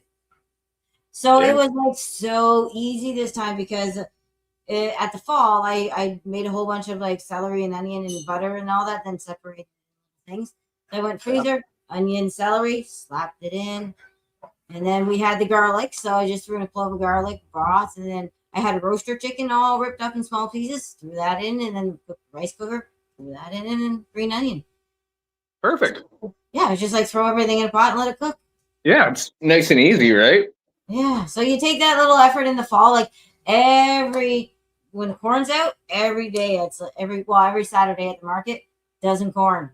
Go home, cook it, freeze it. Apparently, my sister cuts it right off the cob, uncooked, and still freezes it. I've always been cooking it, cutting it, and then reheating it, but I'll have to. Yeah. Look up. But she Well, does. I mean that works. Yeah. Yeah. And then when blueberries are out, every Saturday it's like blueberries. And what I do is I make blueberry pancakes and then I freeze them. And then Chris just pops them in a toaster. Yeah. And then boom, blueberry pancakes in like January. Nothing wrong with that. Yeah. It's like earlier tonight, and we got like a pile of mushrooms. Like I don't know. I think they were just criminy mushrooms, and Amber dehydrated them all, and I think she's turning them into like a mushroom salt or something. Nice. So you just like mix mushrooms with sea salt, basically, and you got spices for days. I like that. Eh, I was something. thinking the spices too. Like, well, was that one? There's a seasoning that you use, and I think it's like Old Bay or something. And then there's some weird ingredient in there that's not good for humans when you think you're just getting spice. Oh, Jason's talking about it with you. Did you go to the shore and you put this Old Bay spice on it or something? But I know there's, Jason was talking about that. yeah. Then I looked it up and it's got some weird fucked up ingredient in it. Yeah, it's not supposed to be. So then technically I thought, well, I can just learn what the main ingredients are of this Old Bay and then make it myself and not put that jackass fucking T on unusual long word in it. well, So now yeah, I'm double checking all my fucking spices now. fucking right. Yeah, I mean that's like what you can make fucking damn near anything. Oh Like, yeah. You can make your own taco seasoning, Italian seasoning.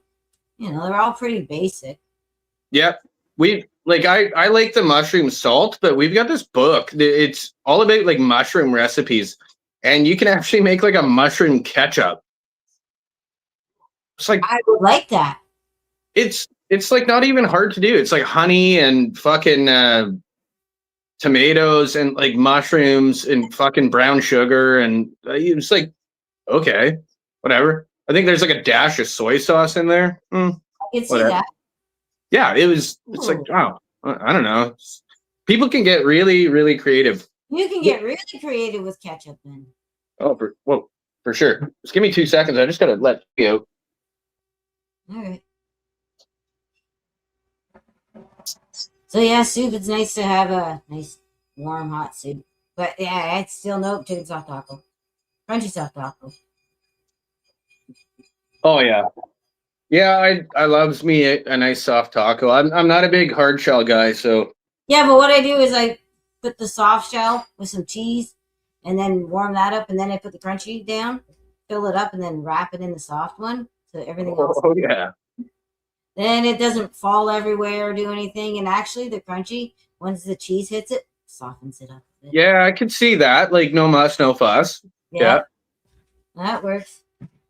Yeah. Went well yesterday. I'll give you your seat back so I Yeah, can you're make my right. crunchy soft taco. Yeah, Here, you're I'll right. show Oh, it's I not sure. know.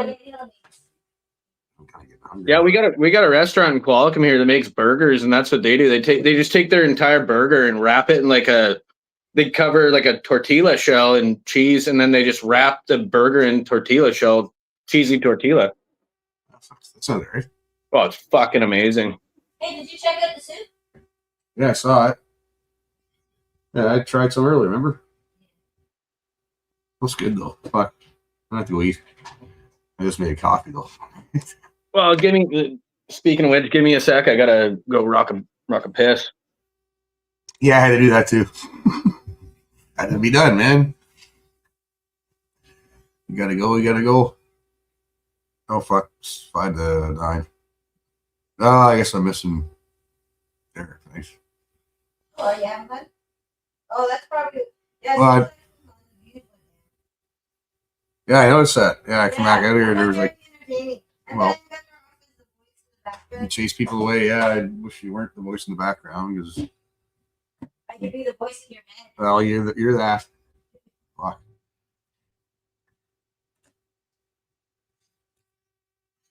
Sometimes somebody will be saying something out here and I'm listening and all I hear is you at the kitchen.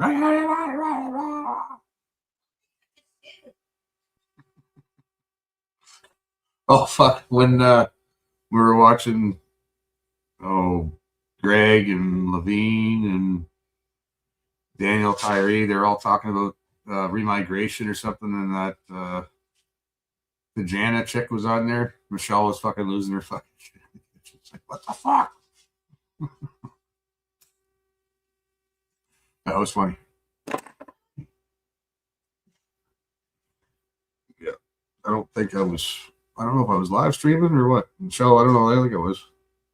Michelle was just listening to it from the kitchen and she was losing her shit. Something that chick said a couple times, like it could have been the insults. I don't know what it was. The insults that she knows what's been Calling all of us retarded and this and that. It's like, fuck, you got here yesterday, man. Like, some of us are. Oh, Tana, I don't fucking know what her name is. the chick with the chiclets. Yeah.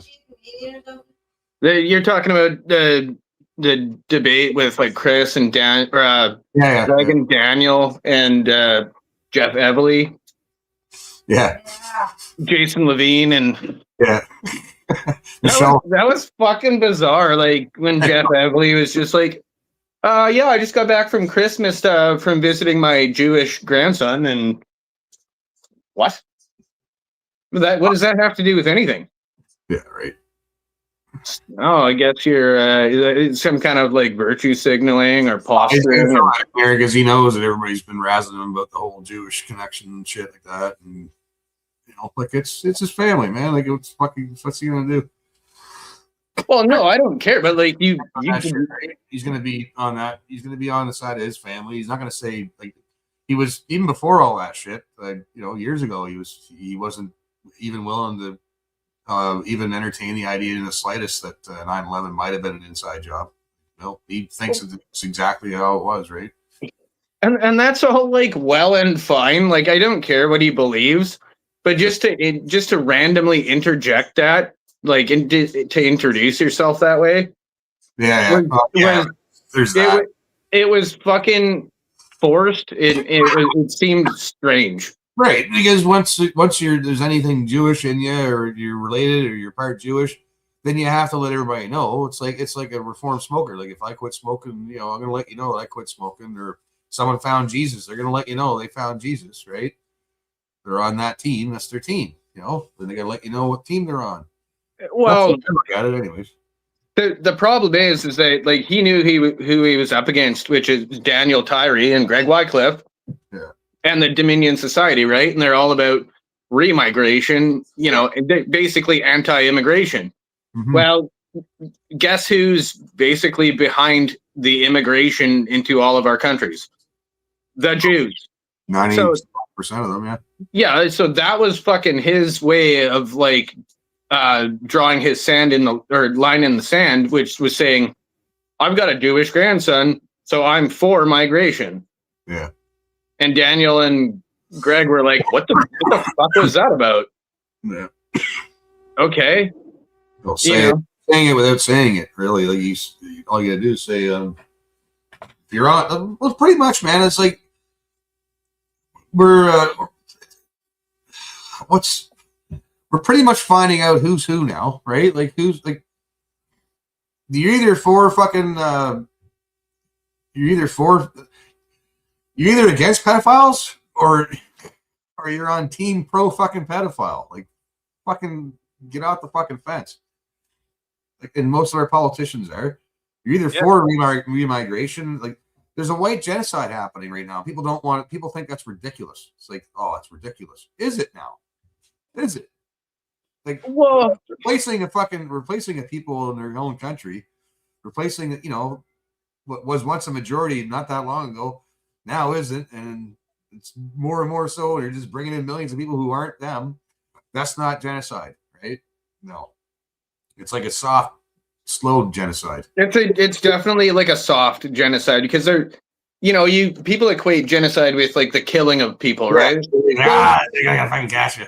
You know, they're not carpet bombing us, they're not slaughtering us in the street, but their demographic replacement is absolutely happening, right? So they don't have to like divide us and watch us kill each other. They'll rather do that. They speed it up, get a little civil war going, and get people killing each other. You know, it's not even that. I mean, what they're doing is they're seizing control of the apparatus that controls the government, which is, you know, okay, like if the liberal government imports all of the third world, well, then all of the third world's going to vote for the liberal government. And then eventually the liberal government will be replaced by the third world and they'll be in control of all of us plebs. Yeah. Which is, you know, I mean, it's not an ethnocide or something. It's just that they want control over us. And then once we're the minority, then they can fucking destroy us. So we're not quite there yet. But, you know, when Evely drew his line in the sand there and made that clear, it was like, fucking cocks. It's like I don't know if you saw, did you see the clips of the Canada First fucking rally there in Ottawa this weekend? Yeah. You know, like what was he saying? Send them back. And there's like East Indian guys in turbans like, send them back. And it's like, holy fuck, man. You know, this place is lost, dude. Yeah, man. That's why I couldn't watch that. I watched it last time Lafarge was down there. Fucking what? Yeah. It's not lost. I was trying to say something. No, it's not gone. Last time I was live streaming when we were watching them live, and when he was walking ahead of everybody, and they got all fucking corralled and shit. It was retarded. I couldn't watch it again this time. Yeah, I'm sure I've seen some clips of it. It's whatever. What do you expect? I didn't like anybody there, man. Well, I don't mind Jeff Laparde because he's got an entertaining show. He's an entertaining fellow, right? But that's what he does, man. It's the only reason why he's there, really. Because that's what he live streams. He's a streamer. But that's his bread and butter, right? That's how he travels. Well, it's content, right? When everybody else there, fuck them. I didn't give a fuck about fucking any side there. I hate the cops. I hate Antifa and those faggots that were fucking with the flags and shit. Fuck them too, right? Yep. So why would I waste my time watching that fucking shit show? Really? Besides, it's not worth it. No, man. You can watch fucking 5 minutes of it and understand exactly what's happening there. Mm-hmm. Yeah, it's just I don't need rage bait. It's not. It's just a comedy. It's a sick, fucking sad comedy. Then you got Puck Daddy over there saying, you know, like, I don't fucking hate the Second Sons. I don't hate, you know, Diagolon. I don't hate Dominion Society. And it's like, meanwhile, your guys are getting fucking like attacked on the street. If Dominion Society, Diagolon, or fucking Second Sons were there, it'd be a fucking whole different ballgame now, wouldn't it? You guys would be a lot safer. Yeah. That's, you know, but he's saying, like, you know, he's not against them, but he doesn't support them. And it's like, well, pick a side, motherfucker. Because this is what it's coming down to. No, if you want to be a rally and you want to be like some leader of some kind, and you're leading people into fucking shit, you know, like getting people arrested, you're going to get people hurt, really, from Antifa and cops too. Like you're putting people in harm's way for what? What are you doing? What's your message? What's your goal here? What's I'm not even necessarily saying. What you should ask yourself: what am I accomplishing here? Is it a positive thing that we're doing here, or is it just fucking? There's the negatives outweigh the fucking positives of this. Well, people don't fucking think, man. They don't fucking. It doesn't, because like, when has protesting ever fucking worked in Canada anyway? Maybe in locally, like in your community or something, like if. You know, you're protesting something about your school, and the whole fucking town's out there saying, "No, we don't want this." Maybe for those people, right? Like fucking. Not on a federal level though. They just don't even give a fuck. No, federal level, forget it. No. So, like he said, okay, well, what does the good outweigh the bad? You know, do you bring all these people down there and say Canada first, then they all get fucked up by a bunch of Antifa fags? Or trampled by horses, or fucking beaten, or kicked by fucking cops or something. Who knows, man? Or then arrested and going through all that bullshit. For what? What? And I personally, I don't think Puck Daddy has fucking any sort of leadership experience. He shows up with banners and he talks about fucking Canada, and everyone's like, yeah, Canada first. And it's like, all right, okay, well then do something about it. Figure it out. Yeah. You know, you're over there and you're hanging out with a bunch of fucking Punjabs that don't even speak goddamn fucking English. Yeah. Canada first, sir. Like, what? The fuck out of here, bud. You fuck off. You just got here. We're not the same. Go away. Well, you know, it's all for the. I honestly believe. I think Puck Daddy's a fucking. Either he's a. You know, I'm not big on fed jacketing people. I think he's just a narcissist who enjoys the attention. I have to agree there. Yeah. You know, because from what I gather, maybe he thinks in his mind he's doing good or something, but it's like there's a lot of these people, man, since the convoy. Like nobody knew the fuck they were before the convoy, and they've been getting all the likes and all the love online and shit ever since. And when it starts to go away, it's like, oh no, they're not getting as much fucking views and not getting, you know. Oh, I got to fucking do something. So they got to do something where they're the center of the attention again. Like all of a sudden. Well, and that's where. I don't get it. The convoy was a thing, man. And to me, it was the funeral, right? And it was a wake up call. It should have been a wake up call to all Canadians. Force a tyrant to become a tyrant, or to show us that we all fucking knew that they're tyrants and they're fucking treasonous. But you would think that would have been a wake up fucking call for most Canadians to go, yeah, they're tyrants after all. Yeah. So there's no reasoning with them. The protests aren't going to fucking do anything with these fucking cunts. I keep saying rope because that's what I want, but that's wishful thinking, right? Well, imagine this, you know, and because Derek said it, you know, I think you should take those trucks and fucking crash them through that 16-foot fence. Imagine if that was their what they actually did. Imagine if they drove that shit up on the Parliament fucking Hill and just parked those trucks on top of that fence. And just stood there, like, symbolically. You know, I'm not saying crash it into the fucking people or crash it into the side of Parliament building or anything. Just fucking knock that fucking fence down with your massive, it's basically artillery at that point. I mean, you got heavy iron sitting there. That's what I would have done. Yeah, you know, these people don't get it. Unless they're locked up or fucking in jail and someone fucking does something, like they're gonna keep doing what they're doing. And the horns are honking. You can go and fucking rally a bunch of poor suckers and get them all down there. And I'm sure everybody on this crowd there, they all look like fucking nice enough people. They don't know. They don't know, man. They don't know who the fuck Second Sons is or anything. They've never heard any of that shit. the problem is these people are well intentioned and they mean well. It's just they don't fucking get it yet. No, they're not looking either. They're not looking at all. Like No. They still don't want to be seen as called racist or be seen with No. racist. Pete, That. you know, We're past that fucking bullshit, racist stuff. We're being wiped the fuck out here in our own home, and we don't care what you call us anymore. Like, wake the fuck up, people. but did you hear what Pierre Poilievre said?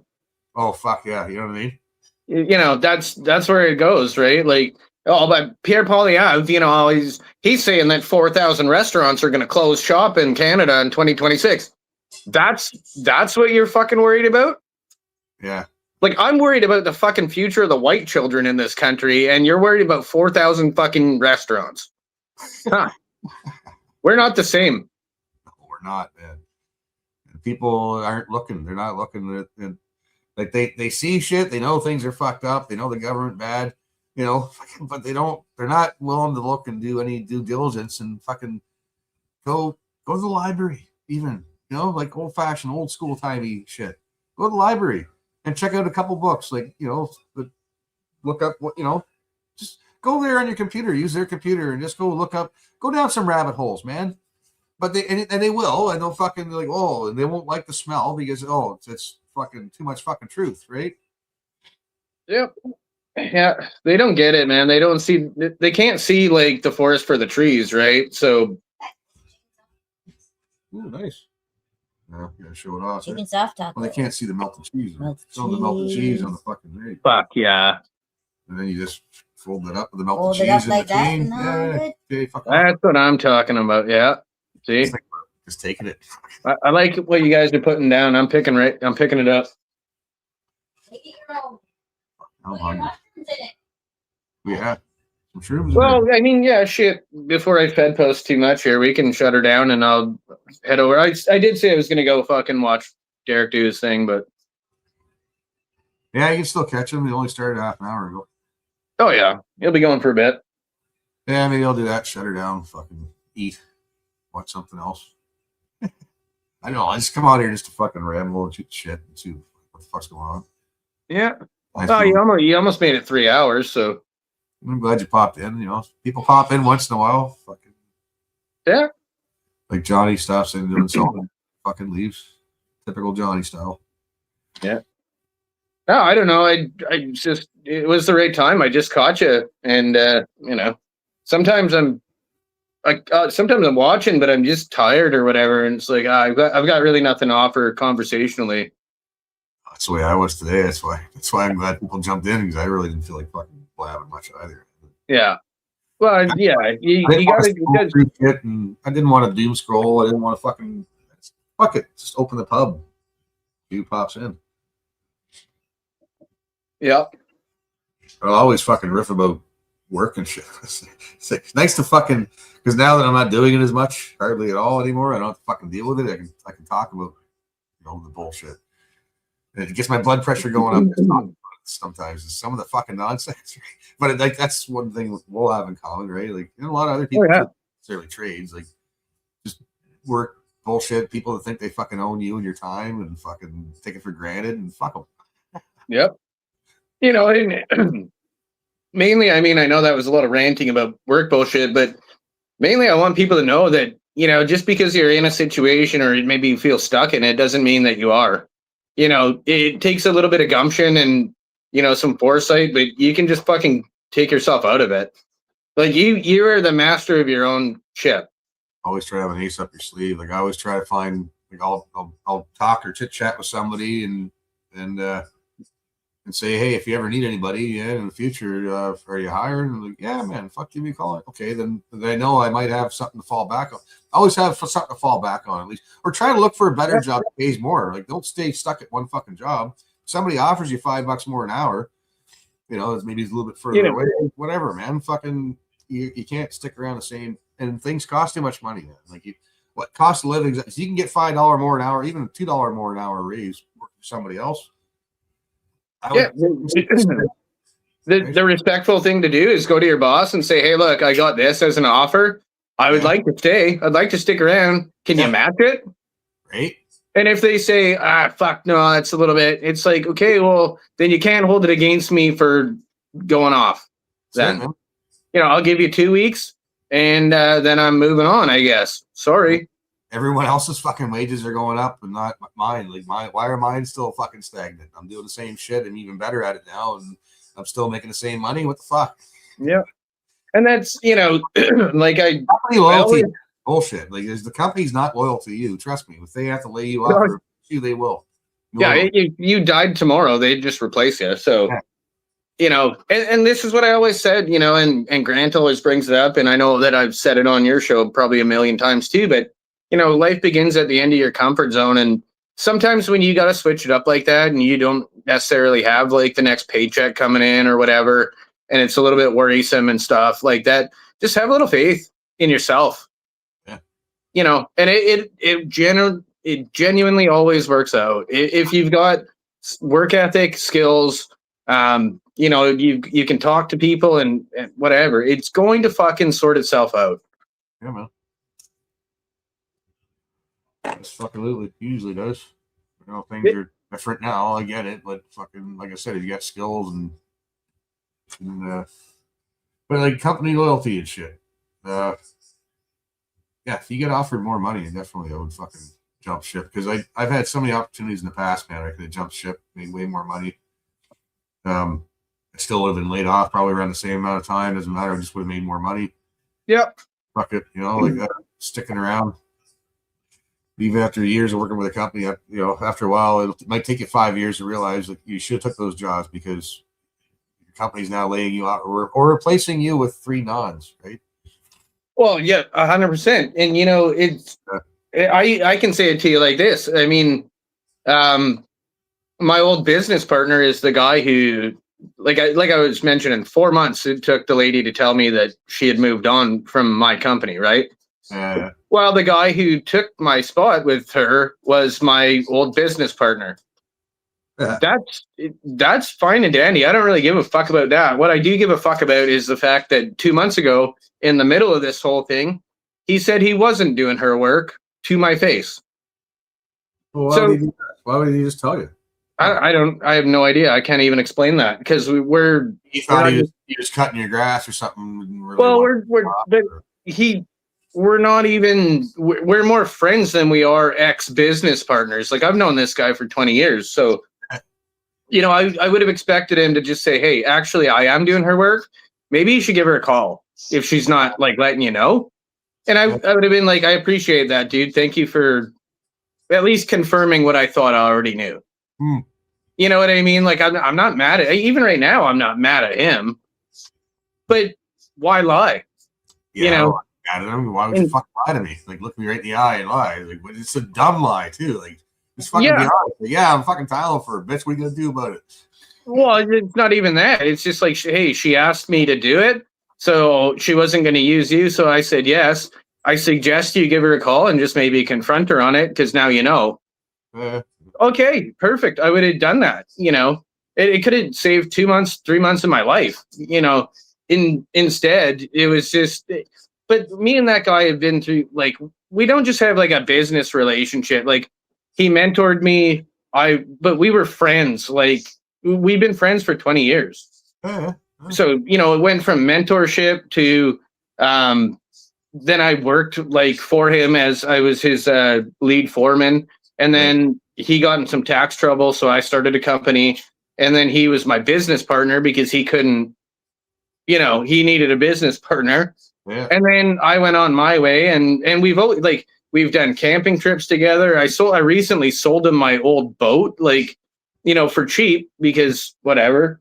Yeah. It's like, it was just a bunch of shit. And I was just like, fuck, man, loyalty, right? Like, I've been loyal to that guy for 20 fucking years. Yeah. And then all of a sudden, it's a dumb lie though. It's like, why would you lie about that? It's dumb. Like, fuck, why would you just come out and say, yeah, fucking, unless she's lying and he's not the one fucking. No. Because he's not the only one. Like, I played golf with a couple of the guys on her crew, and they were just like, oh yeah, she's, super slow. So basically her omission put like 3 or 4 different dudes in a position where they felt like they had to lie. That's weird. It really was a fucking, and I don't hold it against them because it's not really their place to tell me that. You know what I mean? Yeah. It's like she did that to them. I'm not justifying it. I'm fucking a little bit choked at each and every one of them, but at the end of the day, I'm more choked with her because she just didn't fucking do anything for 4 months. Just wasn't honest. Yeah, that's weird. Like I said, I'm reasonable. You know, even when she told me like, oh, we should have a little chit chat, I was like, yeah, I figured, you know, it's all good. Are you mad? Well, only at the amount of time it took to tell me. But no, what you're talking about is just business. Yeah. That's it. Just business. We're good. We're square. Yeah. You know, she even asked, like, can I use you in the future if I need to? It's like, I'm a businessman too. Yeah, Sure you can. Fuck. Sure you can. Well, But I'm not at anybody's beck and call. Like, I mean, that's the thing with some people. Like, they want you to keep going. They all kinds of shit. Oh, after you're done this job, can you hop over here and do this one? And one after the other, which is good, man. Well, like, I'm not saying that's most guys want that shit all year round, mind you. Until it's not. But, you know, I mean, in this case, like, I'll never work in that capacity for her again. I'm either going to be that guy. We're going to fucking give her. Let's go. Fucking, I'll work Christmas too. Let's fucking get it done. Fucking, but I'm not. I'm older now. Like, I'm semi fucking. Like, I want to take time off. I'm going to take time off. And if that means you're going to go with somebody else from now on, we're going to punish me because I'm fucking going off to do something else. Maybe I got a death in the family and in the States, and it's going to take me a couple weeks or 3 weeks to get shit sorted. Oh, you're going to go with somebody else? Go with somebody else, right? You're going to do what you got to do. You know what I mean? Don't fucking hold it over my head like, threaten me and shit, motherfucker. Because now I'll never go back to work for you. Fuck you, right? Like, fucking, I'll come back when I come back, man. When you fucking. Well, you know, I'm a businessman too. I mean, if you call me at the right time and I've got an opening and you need some work done and you're going to pay me to do it, yeah, I'll fucking do it. Right in the middle of a job, you're going to leave them high and dry and fuck off and quit. Like, they know better. When the job's finished, I try to give people a heads up. Like, listen, man, it's fucking fishing season, right? I'm going to be fucking off for a week. Oh, I got to go hire a new guy. Well, then do what you got to do, man. You know what I mean? Like, because most of the guys I work for, they'll work you every fucking day if they could. Sundays too. Yeah. You know, they got the weekend off, but no, you're fucking working, making them money. I know what kind of money they're making. You know what the weirdest part about that whole situation is during that time, so the last job I did with the 2 custom bathrooms, and then I did a big fireplace for them and a herringbone backsplash. And like I had a herringbone around a window and all this shit and fucking blah blah, and I had to wrap around blah, you know, whatever. Yeah. So in like, I think it was like so I didn't work. That was the last job. That was August. And then in October, I get a phone call from her and she's like, oh, hey, these people want to have like a open house kind of, you know, they want to put on some drinks and some appies for everyone who helped contribute to their renovation. So I go there and these people are just like, fuck, everyone who comes in this house is so complimentary of the tile and like, thank you so much for taking the time and doing it and this and that and blah, blah, blah, right? And I'm like, yeah, no problem. That's what I do, you know? And I kind of had a weird vibe there. So it's like, yeah, okay, you know, it's like, yeah, are you just slow? Yeah, we're just slow. Like that was out of her mouth. And then fucking she tells me all this and she goes, you know, I really like you as a person and I regard you as like a friend. Come to our Christmas party. And I kind of had a feel. I'm like, I don't know, maybe. So she's like, please. She's like, just come to the Christmas party. Like, you know, there's drinks and appies and stuff. So I go to her Christmas party. Yeah. It's the most awkward fucking thing I've done probably in 15 years. Like the way that everyone, it wasn't her. Like she was trying to be normal, but the crew was just like, I just felt so awkward. Like I was just like, all right, I gotta go. She's like, just come for dinner. Like, blah, blah. I'm like, no, I just don't even feel welcome here anymore. Like, And it was so awkward. Like, and I came there with the intention to, like, even if somebody makes it a little awkward, I'm gonna try and diffuse that. Yeah. You know what I mean? Because I don't really care. I don't really care that I have to move on and do this. But it was like her son that was just like basically insinuating that I shouldn't even fucking be there. And then there was a couple others, and I was just like, all right, I'm gonna go, you know. And I felt bad because I dragged Amber along, and yeah, you kind of got giving you the stink eye and shit. Well, kind of, and like all the work wives were kind of snubbing Amber, and I was just like, fuck, I've worked for this company for 5 years, and this is the shit. Yeah, it's not it's bad vibe. It's not all like, you know, like fucking we get together, man. Everybody's hugging, you know. Joking. Yeah, it wasn't like that. It was completely different than the other 4 Christmases I've been to. It's completely different than the other 4 Christmas or 4, you know, summer parties that we've been to. It's just need more time. I just go to. It's like, fuck this, let's go. Yeah, I was just like, it's time to leave. Like, I don't really like it. You know, I don't like feeling uncomfortable, and I wasn't making anyone feel uncomfortable. And right. Yeah, you know, I was just like, all right, well, if that's the way it's going to be, then that's the way it's going to be. Like, I'll just fuck you guys, enjoy your dinner and Merry Christmas, and fucking see you later. Pop and say hi, bye, see you. Well, and she's like, yeah, and it's like, don't be a stranger. Like, pop in and say hi. And like, I've always got beer in the fridge, and I was just like, I doubt I'll do that. Like, just simply because of the way you guys made us feel tonight. Like, I'm not trying to be a dick or anything, but that was really weird. Like, for a Christmas party. Yeah. I can only imagine, man, because like I can't see like it would have to be fucking weird for you to leave, right? It really was, like, because they just kind of like put it, you know, like the I don't know, co-owner, the son, he wouldn't even hardly look at me. Yeah. You know, and I'd try and engage with them and not making eye contact with you and shit. Yeah, and there was like a couple guys who, you know, they did put in the effort, but like the whole, you know, I was friendly with the whole crew. Yeah. And now there's a certain amount of them who are just like, you know. Why? You know why? Because while you were gone, probably not long after you were gone for a while, they're all talking shit about you amongst each other. And then when you come back, now Buddy Boy knows that the shit you were saying about the guy. They're all looking at each other to see how they're gonna react to you because they've been talking shit about you. Probably. But meanwhile, like, you know, the tile guy that they hired, you know, my old business partner, he didn't even come to their Christmas party. So, you know, I was like, I don't know, this is fucking strange. Like, I gotta bounce, you know. And like, we did have a good reason. My brother was in town, and you know, he's not around a lot, so he, you know. But I was just like, yeah, you know, it's time to duck and dodge and duck diving out of here. Yeah, just keep it business, man. I don't like Christmas. I never used to go to my company's Christmas parties and shit when I was with the union. I went. I didn't know. I never went once. It was in fucking Woodbridge, and then they had one closer for.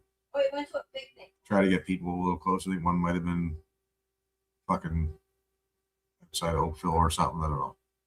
Listen, I never went, man. They're all Italian. There's no fucking way. I'm not. They all know each other. They know each other. Their families know each other. Very Italian, that company. There's no bloody way I was going.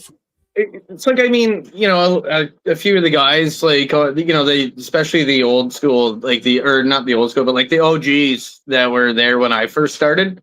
You know, we were golf buddies, and you know, the one guy, like, I'd go out shooting with him, and you know, he'd let me fire off his SKS, and I'd give him the old fucking, you know, WC 180, and you know, we were just trying out each other's guns, and we're like.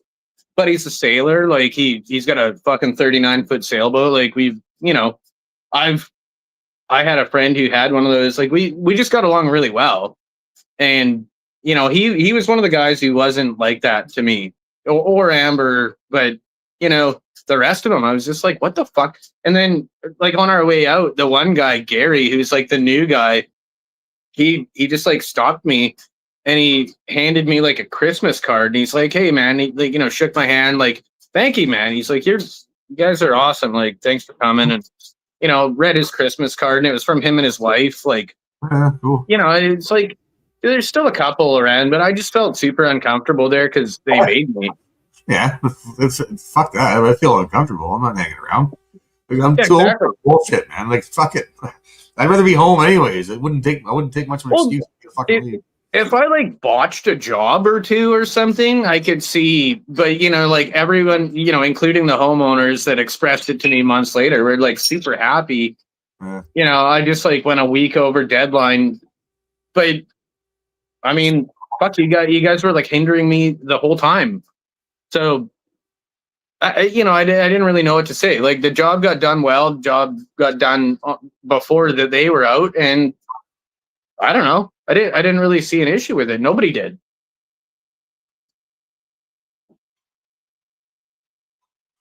Nope. Because the last guy in is a painter and the cleaners, right?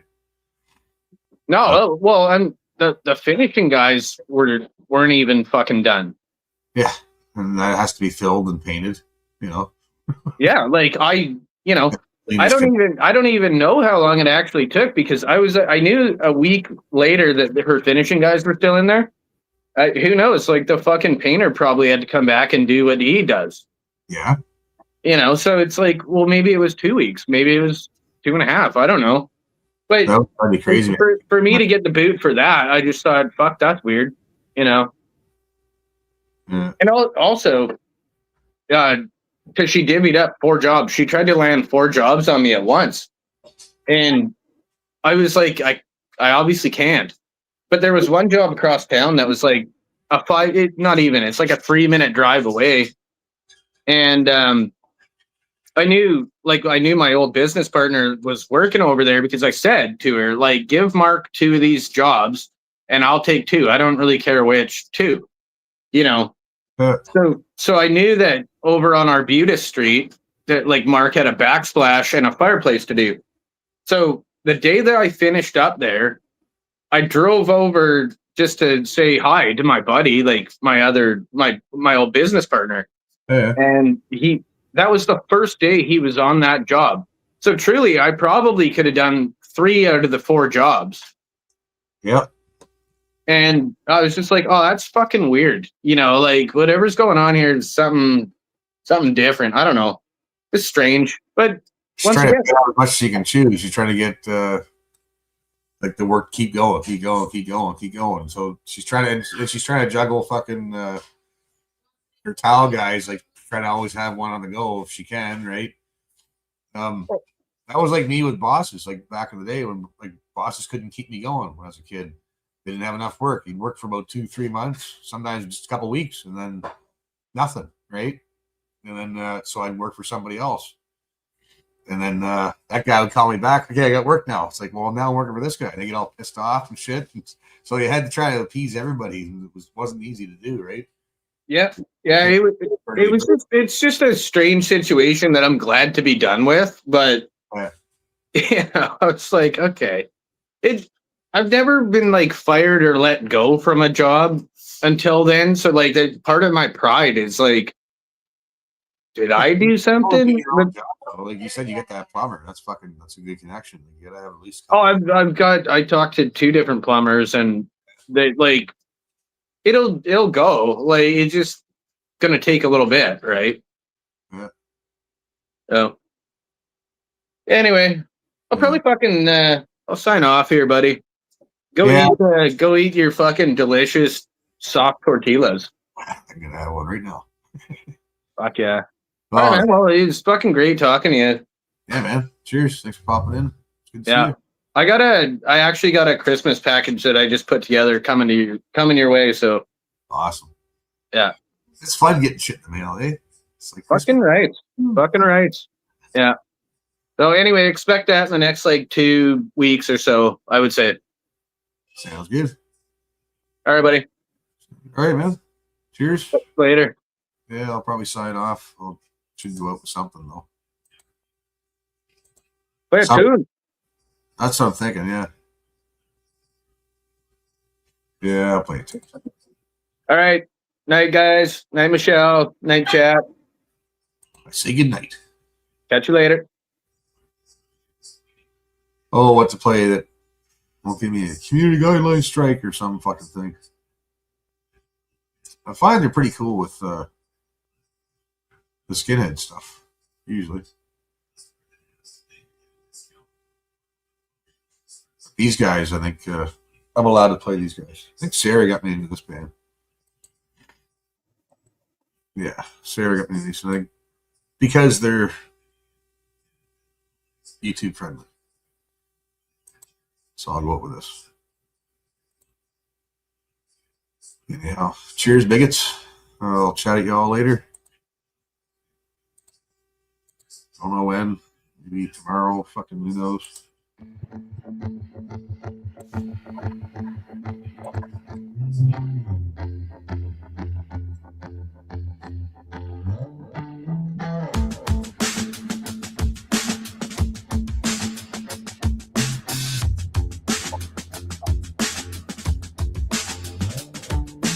Feel my face, hit the floor. Cold hardwood sting, but you pick me up.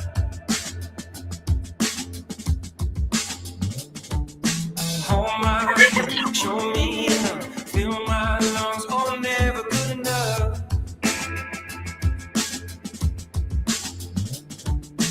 Free my mind, clear my head. Ocean is fall to pick me up.